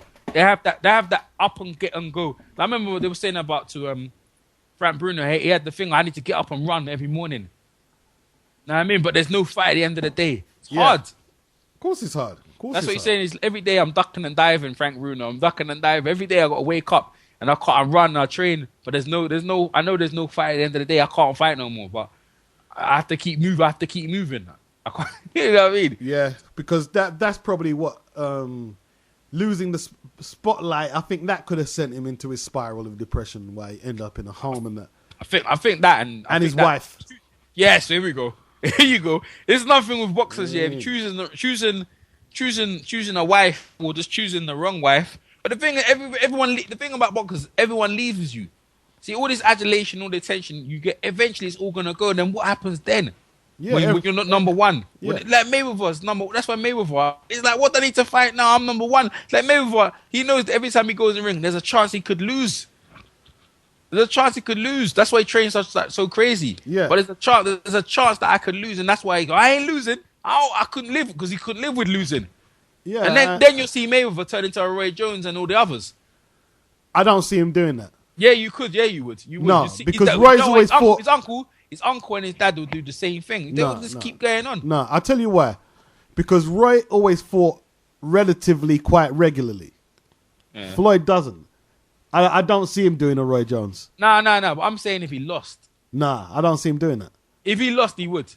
You think? Yeah. Any undefeated fighter, they can't give it up. If Floyd was to lose that, I think it would destroy him. Nah, he wouldn't destroy him, but he'll continue longer. As a than boxer, it would destroy him. Nah, he would. You see, Mayweather, he's a very proud guy. But the thing is, when they lose that, and people just keep, because the thing is, when you lose it, it's there for life. Man, keep like Roy Jones when he lost against Thingy Griffiths. Yeah. Right? He couldn't, bruv. He could. He went crazy, bruv. He could deal with it, bruv. Every time he looks, that bloody mark's still there. Yeah. You know, no matter how much he tried the night, it was still there. And then he got another one. And then he got another one. And look, we're still going on. He got another and another. He can't take it. I think it would destroy Floyd. Yeah, it would just ending them. They just can't take it no more. Very Floyd, because that is one of his biggest selling or his biggest sort of talking points. Yeah, but it doesn't mean anything if you lose. This means that it means that you wasn't ready that day, innit? He needs to be more mature than that, bruv. You lose, innit? Happens. And I mean, if he lost, he should still like everyone loses eventually. Just deal with it maturely. He knows losing that would bring him down to mortality with the rest of us. Yeah, but look, it doesn't stop you from being a great. You're still a great. It doesn't. He'd still be a great, but he wants more than being great. He wants superlative. He wants. Yeah, but the thing is, having the O, right, is probably making certain people not want to put him up there, because it seems like the reason why certain people name more greats is because they're human with their losses. It makes them human. They had great nights, but they had losses as well, and that's what people can understand. With the fight. I do see that point. I do see what I'm saying. Like Hagler's the perfect example, man. Remember, see Hagler, and let's look at his record. Man had 3 losses. He had 2 losses before Sugar Ray Leonard got him. And I was like, man, he got 2 losses. But bruv, tell anyone, the way that guy fight, he didn't fight like he lost anything. Yeah, that's very true. If anything, he turned possessed.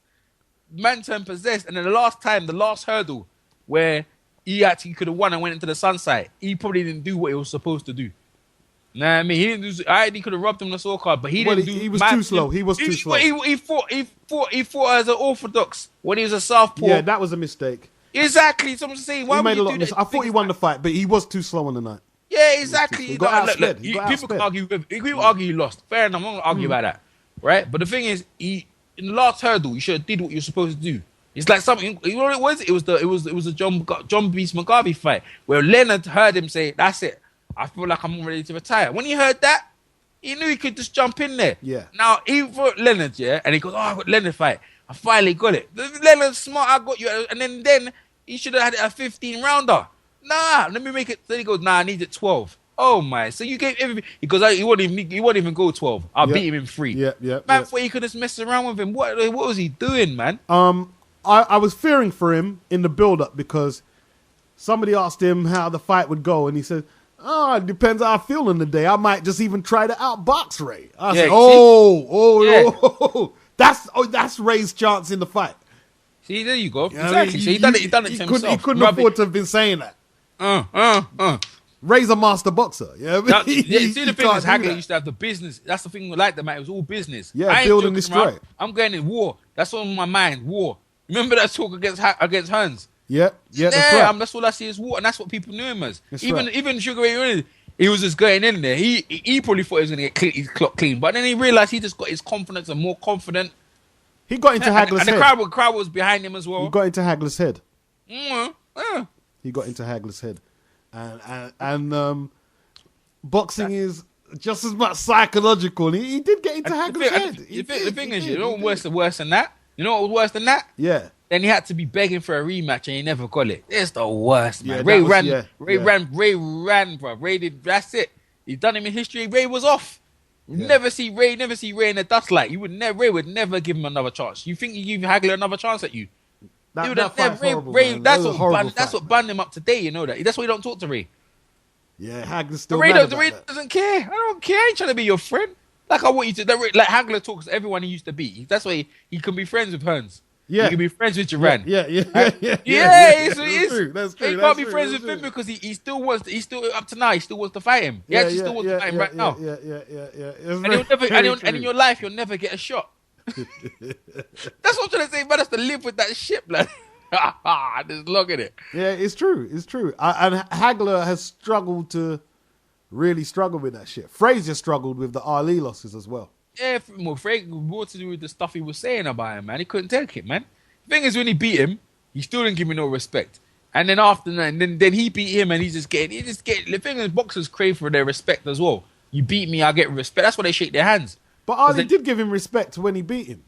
He didn't care, but he trenched. The words were so entrenched in him. And the thing is, yeah, what made him worse, yeah? All right, let's look at this, yeah? Let's look at why Frazier was so upset. If you look at Frazier's career, was he ever stopped in the corner before that fight? Before the thriller in the middle? No. That's why. No, he got knocked out by Foreman. Yeah, but he was never stopped in the corner, was he? No. And when he was stopped in the corner, tell me am I lying or not, did he not want to continue? Yeah, but he couldn't see. I know that already, but I'm not asking that. Did he want to continue? Yeah, he did. So Well, you would have let him go out there. That's what killing him. He wanted to continue. You should let him continue. You can't let him, he was blind. I don't care. Any foot had to stop the fight. The man wanted to continue. Let the man continue. What, blind? You can't let man fight blind? Blinded. Listen. If he continued, right? Yeah. Right? I didn't Ali say he was there. He didn't want to. Ali had enough as well. Yeah, but Ali had enough as well. Ali just quit this then, innit?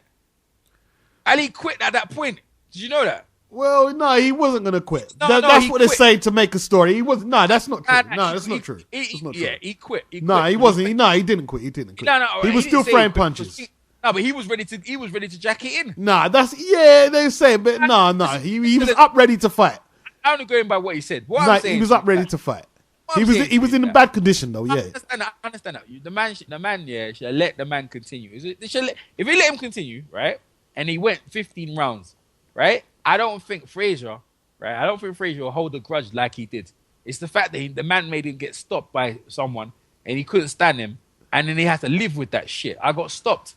The man couldn't live with that. Nah, he would have still held a grudge, man. If you ask him, yeah, I'm sure when he was alive, yeah, the most disappointing thing is being stopped in the corner. It was the most, it bun you, bruv. Yeah. Man made you get stopped. And it wasn't like he wanted to get stopped. It was the trainer said, nah, bro, you can't do it. And he had compassion for him. But he wanted to continue. That's what I'm trying to say to you, bro. Man's in the corner and he want to let him continue. The fight, the referee never stopped the fight. It was the corner. He wanted to continue, you know. Should let him continue. He was blind. You can't let blind men go out to fight. There's regulations. He was blind. Nah, look. He would look. Have you ever watched that fight? Right, listen. He would have lost that eye. He didn't care. Just give him one more shot at that chin. He might not care, but the referee has to care, and the cornerman has to care. The referee didn't care. The referee didn't care. It was the corner, and he wanted to continue because them times it was just the corner. That swelling on his forehead and everything. If you see him there shaking his head, I want to continue. No.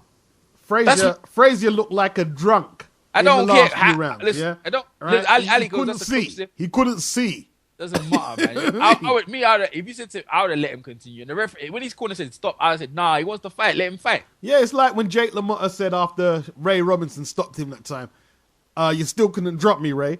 Yeah, but that's what fighters say. But you mean, but you see, the thing is, yeah, that's the story they make up, right? But he knows he never got dropped. Yeah, that's what you can go by. Man got pinned on the ropes. It's worse. Being pinned on the rope and being stopped is more embarrassing. Yeah, man has to come save you from get your blood clot clean. You think that's more? You think that's more embarrassing than getting your knocked out? Yeah. Ask any fighter, all right? Ask a fighter, how would you rather go out? In the corner where man's trying to save you, right? Or on the ropes, pinned on the ropes, battered, yeah, the referee has to come in. When the referee has to save you, it's embarrassing. It's bad, bruv. It's like, see, like you're getting beat up by someone on road. And someone jumps in to stop you. You're happy the person comes in. Yeah, of course. If you get getting your ass handed to you, of course you're happy. Yeah, exactly. If you get knocked down the road and you don't know what happened, you just get up like, oh, what happened? Oh, someone knocked you out. I didn't even know what happened. And you can laugh it off. Oh, shit. I don't care because I don't remember. You laugh it off. You laugh it off. You don't, because you don't remember. You don't remember. Nah, but that's trauma. A man beating you up. Listen, let me tell you how it is, yeah? Someone beating you up, yeah? Beating the fire out of you on the ropes. And you have to call it a quits. Edmondson Miranda, Chad Dawson. Let me tell you right now, they're finished in their career. You know that? Chad Dawson, you know that? Well, Chad Dawson still got his light heavyweight belt to defend. He can't fight again. What the heck? He can't fight no more. Of course he's going to fight. He needs to fight. He needs the money. He don't need the money. Yes, he does. He can't. You know he can't. You know, like him as a viable guy. You know what? He's mentally doomed. He's mentally scarred. The man made him quit, blood. Yeah, but he has to fight. I don't understand what you're saying, but I'm saying to you, I'm looking at these people. They're complete. If a man made you quit, people gonna make you quit the next fight. Let me tell you why he has to fight. Because why he has to fight is because he still has a WBC light heavyweight belt. And he hasn't made that much money out of boxing. So it's not like he can... Hold on. It's not like he can take 5 years and give up that title and come back for a 20,000 purse or something. Okay, I agree with you, but I'm saying they're never going to... My point is they're never going to be the same again. Ever. Well, man, you never know. Chad might be rehydrated at light heavy. He might come back. Let me question this, right? What fighters you know have been stopped standing up, yeah, and been able to come back? Can you remember any? There you go. Off the top? Oh, just stopped on the ropes, pinned and just getting punched up, and come back and done something. Well, look, I'm going to agree with you that taking an accumulation of punishment is worse than a one-round knockout. Yeah. But what? No, but we're talking about Bray's being stopped standing up and coming, and the Bray's been stopped standing up where referee had to jump in to save you and come back, mate. I haven't got the examples to hand. Actually, I've got one. Castillo and Corrales. I've got one. Castillo and Corrales. Yeah, but Castillo knocked him out in the rematch. Yeah, because he coming overweight and whatever. Yeah. But and he that's the one he come back, but he got pinned on the rope. But when he got stopped, he still kind of wanted to continue. But it was a good stoppage. But that's probably the only one I can remember of thing where he came back and knocked. But he didn't do any. But after that, beating Diego Corrales, after that he was just getting beat by people like the guy from the Contender. Yeah, it finished him. It finished Castillo. Yeah, that's what I'm saying. You're more or less done. You're done. You're done. Be honest with you. That's what I'm saying to you. Like you're more or less finished. But it finished Corrales as well to a degree. Yeah. But because Corrales is got a bit. Corrales got cheated. But you're right. But this is what I'm saying to you. When the man, there's certain knockouts and beatings you receive, and you know the writing's on the wall, bro. That's it. You can never be this. It's like a car. You dent up a car, bash up a car. And then you want to try and fix it, bro. The car will never be the same. You might as well get rid of it, blood. Yeah. Like Vivian Harris, man. He's chilling. He still looks in great shape. Yeah. But he can't have nothing. He don't have nothing to offer. Even Brian Rose knocked him out, I heard, man. Mm-hmm. And he's a powder puncher, the British light middleweight champion. He knocked him out the other week. You know what I mean? Like, and that was just, and before that, he was looking dangerous. Before he lost his title, was it against Mouser? After that, man, it's just, and he took a beating in that fight as well. Yeah, exactly. You see what I'm saying? So he'll never be the same again. So I'm not, you know what I mean? You see the Vasquez, when you see the Vasquez and Marquez wars, yeah, you're never the same again. The two of them, they were never the same again. Vasquez was nice, and Thingy was nice. Boxers should never have to go into them sort of things, man, where they're just there fighting the same guy. Because even Mickey Ward and Torio Gatti came out fresher because he had a better style and didn't took much punishment. Yeah. But Ward just aged in them fights. Just aged. He would have better fight in another competition. They just aged in them fights. But the thing is, right, because a lot of Ward's career wasn't high profiled, we didn't see a lot of the other. He had a lot of tough fights, because he did. Yeah, is it Emmanuel Augustus? Yeah. He's another one. Yeah, that was a serious fight he gave him. Yeah. It was. That was in Boston. Yeah, Boston, Mass. Fuck's sake, man. Of course. So I'm saying to you that you can't. It's long, man. Like Mosley when he went against Verdun Forest, yeah, he just completely changed his style. He came into a slugger. He used to be a boxer, had a great jab. His jab was longer than De La Hoya's. He used to box you and use off the box. I used to work off his jab. Next fight coming in, what was he on? Trying to knock out Vernon. Yeah, he's shell shocked. He's shell shocked. You know what I mean? Yeah.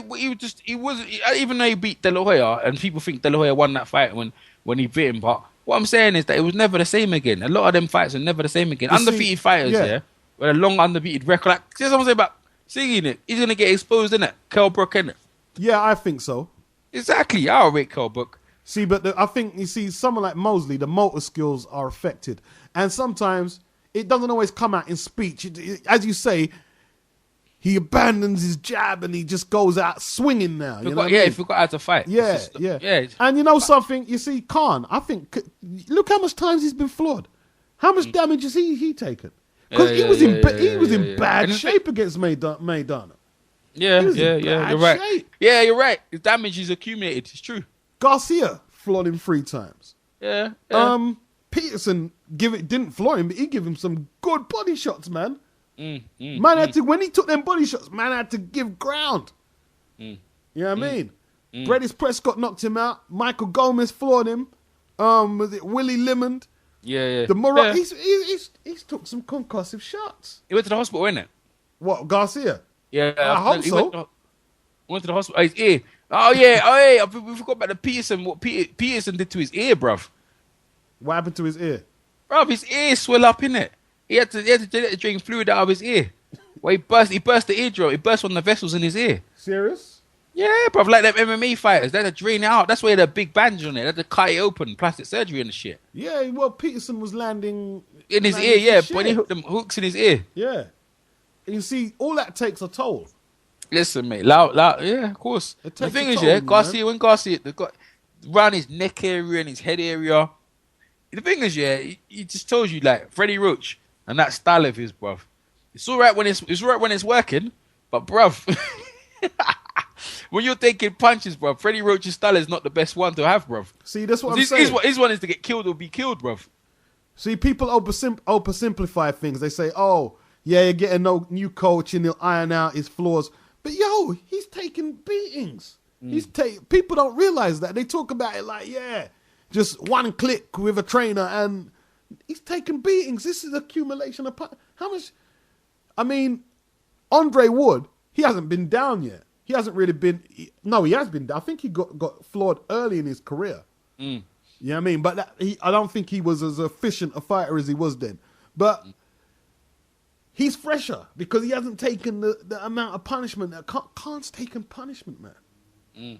Look at Kell Brook. Anyhow, he gets one more in them Carson Jones fights. It's going to fuck him up. Yeah, of course, the Carson Jones type of fighters are waiting for him as well. Yeah, that's coming ahead. Like, I've heard a lot of people saying, oh, he's going to brush Devin Alexander aside. I don't see that happening. I don't see that happening, blood. I don't see that happening at all. I told you, I reckon Conor would probably beat him, you know. No. But that's just my opinion anyway. It's a bad fight for Conor. No, I don't think so. He hasn't got the power. He's too slow. Kell Brook's too slow, man. All that muscle he's just achieved, he's just too slow. He's too stiff. If he hits you, fuck's sake, you're fucked, though. But he's too slow right now. He's putting too much muscle mass. No. He's so ripped. He's ripped. He just put too much muscle mass on. And the thing is, in my opinion, he's too slow now. He's too slow. Khan ain't got the power to deal with Kell Brook. He don't need to, bro. He got a longer reach. He'll cut him up from a distance. Yeah, but Kell Brook doesn't like getting hit, bro. You see, when you start getting hit, man start back up, bro. We don't want no part of it, blood. But when have you ever seen Khan fight this fight where he's just using his... He keeps saying he's going to go to Virgil Hunter and he's going to be clever. But that's not going to happen. Well, we will see in it. We will see in his next fight. They gave him an easy fight, so we'll see in it. As I said, people oversimplify this shit. They keep saying new trainer, new... No. Well, let me finish what I'm saying. You can come back. Let me finish what I'm saying. Let me finish it and you can come in. Right? Yeah. If you take the attack away from Khan and say you've got to stop attacking and you've got to do more on your defense, then it's not Amir Khan no more. Look, if you're going to fight, I mean, look, people don't realize, right? If you was destined to get chinned and floored, that's what's supposed to happen. You can't always make defenses against it and contingencies. If that's what's supposed to happen, that's what happens. You get floored. I mean, if he goes ultra defensive, then how's he going to win fights? Nah. He needs to say a little more defensive. That he needs to understand, that when it's time to be defensive and when it's not, to be like clinching, where he should be clinching.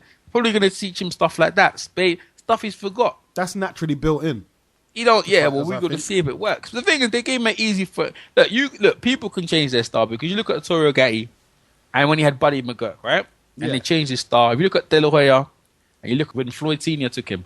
So it's there, but it's there for people to change their fights. But eventually, like Gatti, when he got rid of Buddy McGurk, he goes, I don't need to box no more. I need to go in. De La Hoya, get rid of Floyd Senior. I don't need to fight like that no more. I'll get me. And he got that Mexican coach because they're not comfortable with that style. Yeah, I know that. No, but the thing is, they do it because it prolonged their career a bit longer. But Amir Khan's already trying to prolong his career now, so that just shows you he's at the end. He's at the tail end of his career right now. All the good days look like they're slowly down. They're slowing down.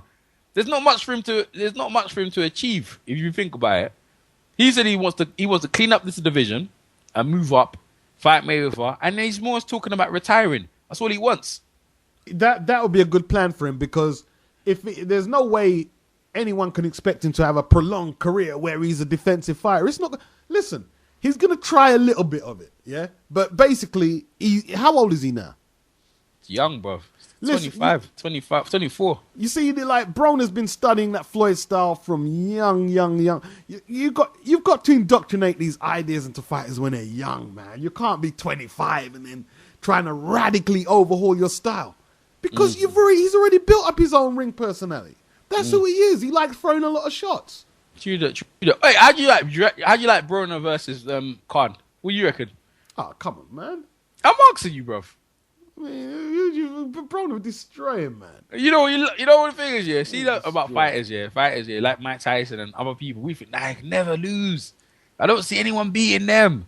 But boy, it's circumstances, and you have to catch people at the right time. You never know. I've been watching his videos recently.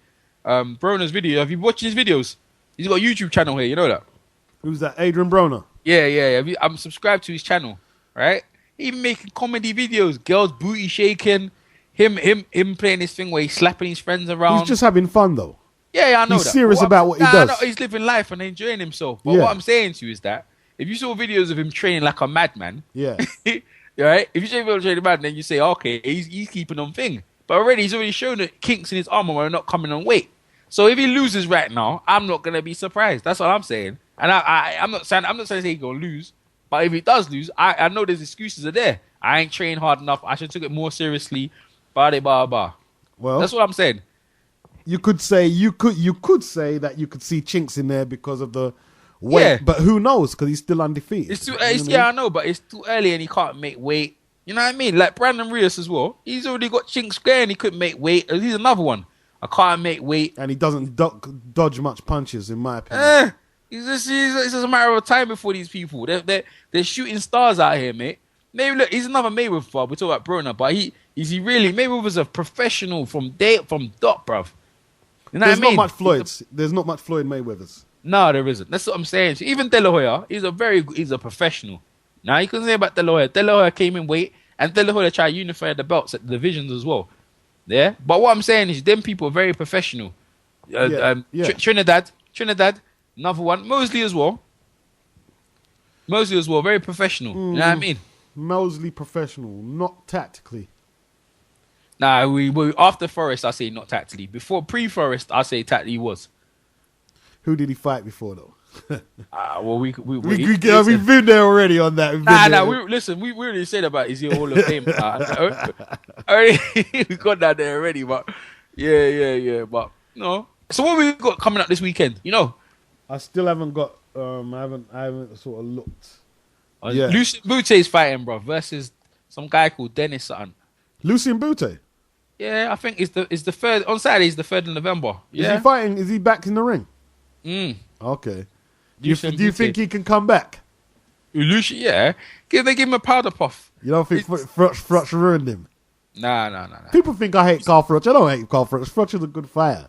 Nah. I just don't. But I don't like the way he's taken away Ward's achievements. He ain't doing nothing towards achievement. He ain't took nothing away. He's trying to. Nah, no one's listening to him. He's already in America. They still think he admitted that we'll beat him, and that's how they have him. He can't say anything. He knows he's under. He's under. Waters went up, beat the light heavyweight champion. He won the Super 6. He's unified the division. Yeah. They can't take anything away from Ward. He's undefeated. He's a gold medalist. Ward doesn't even see him. He says he's right behind his rear mirror. He doesn't even look at him. He hasn't done anything. He beat one guy, and that's it. He's not interested. He got Marco Hook fighting as well. No, I want to stick with Bute. Do you think Bute was overrated? No, I don't think so. I just think he's not used to fighting out of his home. We'll see though. Because the rematch clause is there. Right. And see what happens when Froch has to fight in his home then. Froch don't care though. But boy, maybe Bute will care. Maybe Bute with the home fans and they might change, innit? Hey, what's the name? Oval Mackenzie's fighting Enzo. What, this weekend? Actually, no, it's not. It's the following weekend, actually. I shouldn't skip that. But go, it's the following I'm a bit weekend. scary for Enzo in that one. Hey, who you got for that, though? You scared for Enzo? I've got Oville McKenzie, man. Yeah, he's gonna. I've got he should win that fight, innit? McKenzie. I mean, huh? Yeah, he should win that fight, innit? Well, I mean, They're fighting for the. See, McKenzie's got a lot of bodies. The WBA title, you know. I think the WBA international title. Okay, who you got for that one? What do you mean? Y'all got the same guy you got, bruv. Yeah, I've got McKenzie. I got Oville. Make some bad boy go and take him off him head, innit? Yeah, I got Over lose that fight. Over lose this fight, then over can't go nowhere, blood. It's like you can't even come out domestic, blood. You shouldn't be allowed that domestic. I just don't think it's a good idea for people with weak chins to fight concussive punches. Enzo, see Enzo, yeah. Enzo could make money again. Let's just putting him out there. The guy can. The man could generate money, blood. Let's put him out there. He has a following. Put him out there, innit? That's what that man is, getting their money's worth from him. Oville's going to be looking for that knockout, boy. He ain't going to take too long, Bob. Only just set him up and just take off him head. Yeah. Take it home with him. Call it Oval the headhunter, blood. Yeah, for real. That's that done. So you said Marco Hook is back. Yeah. Who's he fighting? Some guy, some bum. No one special. I never know. I'm not interested. I didn't even look up box rate. The other guy, he should win the fight. Yeah. Marco Hook. I don't rate that guy. I don't rate none of them. It's only in them German fights. I don't even rate none of them. You don't rate Hook, no? No, I don't rate him. I don't rate Dennis Leberbar. I just think them players have been picking guys, yeah. That he's got an exciting style. Hook moves up against Povetkin, whatever. Yeah. But I don't rate Povetkin. I don't care. But who cares? I don't really care about that fight. If he won the fight, I would have rated him. He didn't win the fight. I don't rate him. I didn't rate him before, right? And then Dennis Leverbar beating Roy Jones and James Toney. Yeah, let Hopkins go in there. Let Hopkins go in there. See what's going on there, mate. With who? Lebedev? Yeah, well, he's a cruiserweight, yeah. Huh? Is that official? No, I'm just talking now. Oh, that would be a good one, isn't it? I don't know, I like cruiserweight. Is that cruiserweight, right? Yeah, it's cruiserweight. Yeah, go up there and take his raw out, blood. Now that Hopkins could fiddle him up, man. Yeah, he could do. Yeah, of course he could. He could do. And Chad Dawson needs to vacate and go up there and bash him up as well. You think Chad Dawson needs to move up? Yeah, he needs to leave it and move up, man. Try and vindicate yourself. The thing is, yeah, look, when something happens like that, yeah, you got to take it out on someone else quick. That's what Hopkins did when he lost against Kawasaki. Let me find a quick guy, undefeated guy. I can take my beating out on someone, or I can get my credit back. That's what you need to do. In your next fight, make a statement and fight a credible fighter. What's happened to Afolabi? He's not back in the ring. I mean, my man. After he was gassed the whole fight with is it Hook in it? He was gassed the whole fight with Hook. That man, he you talk about body shot, yeah. He must have took some beating with that. Because that touched the raw nerve when he of course replied. he get licking his ribs in it, and man don't want no more. Yeah. You know what I mean? But us listen, mate. You know what? When that man are fighting again, we're gonna say man's weak, but man's soft, and see if these boxers. You see, but I know he got a bit pissed about what he was, but you know, I don't see where these people get off thinking that we can't say anything about what we analyze in a fight. Anybody, I mean, like, I might disagree with someone. It don't mean it don't mean they can't say what they say. You know what? Talking about that guy, I'm gonna send. I talk about him. I'm gonna send him an invite. I'm gonna send him an invite for us to talk to him. Okay, do you think he'll take that up? I'm gonna tell him, bro. Get me? It's the guys who talk about the rib thing. Okay. I want to get to the bottom of this. Well, he's had 2 shots at the world title now, and he hasn't pulled it off yet against Hook. He's been the interim champion. Was he interim? Yeah, he was actually, wasn't he? Yeah, he was the champion. Well, what does that mean, though? You mean he thinks it's until Hook was the recognized champion. Yeah, but how can we recognize interim champions when there's somebody with a full belt? What does it mean? Look, see me and you, right? Yeah. Me and you, we understand the truth, but tell people like Ted Bammy that he didn't win the world title. Yeah. Are you going to tell him? No, I didn't. And to be honest, Francis done the same thing, didn't he? I'm not. Huh? Francis said he fought for the world title 3 times, and he's. I'm not going to tell him he didn't. I'm not going to tell him. Neither did I. I admit I didn't either. Yeah, exactly. So they believe it's the world title. Let them convince themselves it is. Yeah, because I think the majority of the boxing public don't think they are world titles. I think everyone knows they're not world titles, but the boxers believe they've done all that training. They don't believe they're fighting for nothing, and they believe it's the world title. So I guess that's what it is. That's right. It's like if you go into Australia now and you say the IBO belt doesn't mean nothing, they'll probably lynch you. Because is that where it's from? Well, who's held the IBO? I think Danny Green had the IBO. I'm not sure if they've had a few fighters with the IBO, and I think they have now. And like they call it proper world titles. I was even shocked. Like Antonio Tarver, he was saying he was more or less defending the IBO like it was when he had full belts at light heavyweight. And I mean, it's not the same shit. No, but you see what I'm trying to say again, yeah. Like delusion and usually grandeur. They want to believe something. I ain't got time to argue with you. You're a boxer, bro. Yeah, that's true. And that's, like I said to you, yeah, they want to achieve and believe that. So that's it. They know the truth themselves. It's a version of some sort of world belt, but it's not the official world belt. Yeah. And you know what I mean? But no, I don't want to, because even when Bammy said that, I was like, what? And you clarify, yeah, it's a world belt. You kind of said, yeah, it's that thingy world, but the IBF belt. And I thought, oh yeah, okay. No, it wasn't the IBF. I don't want to upset no one. I don't want to upset no one. You know what I mean? It wasn't even the IBF. What was it? It was. It was the IBF. It was not IBF. WBF. IUB. You sang F though, innit? Yeah, I think W something. The World Boxing Federation. Yeah, exactly. You know what I mean? I'm not gonna tell them man they're no blood. No, I didn't say either. Nah, exactly. Hey, what's his name? The guy Ola, innit? It's Ola. Ofalabi, is it? Or Ofalabi? Yeah, I got it. Ola Ofalabi. I found it. He's in Los Angeles right now. Okay. Yeah, bro. I'm sending a message right now. He spars regularly with the Klitschko's. Yeah? Yeah, somebody told me. I'm not sure if it's true. It's just what they beat him up badly over there or whatever. Yeah. Well, boy, they give you a ring at the end of the train, at the end of the sparring, so they make you feel better. Well, maybe that's I don't know. If that's the thing is, a lot of them black guys were over there because Manny was there. Now Manny's not there. Well, I don't know where I go on, blood. You know what I mean? Oh yeah. Manny was over there looking out for them, brethren. So that's where he was getting some good sparring from some big brother. Them, you know what I mean? He laughing, isn't it? No, but it's some people say that toughens you up, but other people say it just destroys you because a lot of people say that Manny Stewart destroyed a lot of fighters in sparring in the Kronk gym. Well, that's probably boy, maybe, possibly. Because it was wars. You know what I mean? He used to allow the fighters to have wars in sparring. Yeah, but look, in Mexico, they have the same sort of thing. They have the same sort of barter system, and they go in there and they batter each other, and only one comes out, and that person becomes a multiple world champion.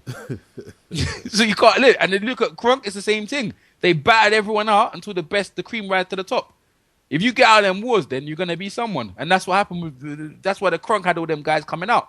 Yeah, I have to agree. I think people might think, it does damage to the fighters, but I think it's survival of the fittest. The guys who come out of that, they won't have no fear of fighting anyway. Yeah, exactly. If you get in there, so people saying them criticisms is how you going to see you. Manny was trying to put the people in there. He's trying to see who the best is. If you're going to be the best, then you go in there and you go ahead, give it 100%. That's right.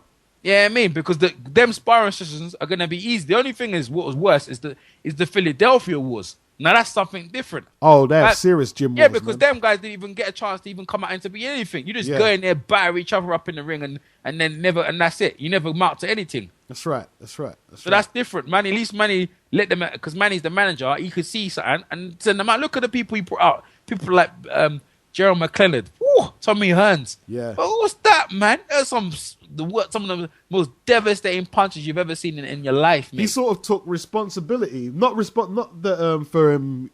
Because I think he thought that when he split ways with McClellan, that McClellan was being trained wrong from how he was training him, and he wouldn't have took so much punishment. I saw them fight with Jerry McClellan versus Julian Jackson too. Okay. And with his new trainer, and the trainer said, "Go get him, champ. Go get him, champ. Go in there." And that's what he did. He jumped on you quick to try to knock you out. Tried to do the same thing with Ben, and Ben had better character, and that's what happened to him. Yeah, that's what happened to him. That's what happened to him. Sad, man. Manny wouldn't have let that. If Manny was there, I don't think Manny would have let that happen, man.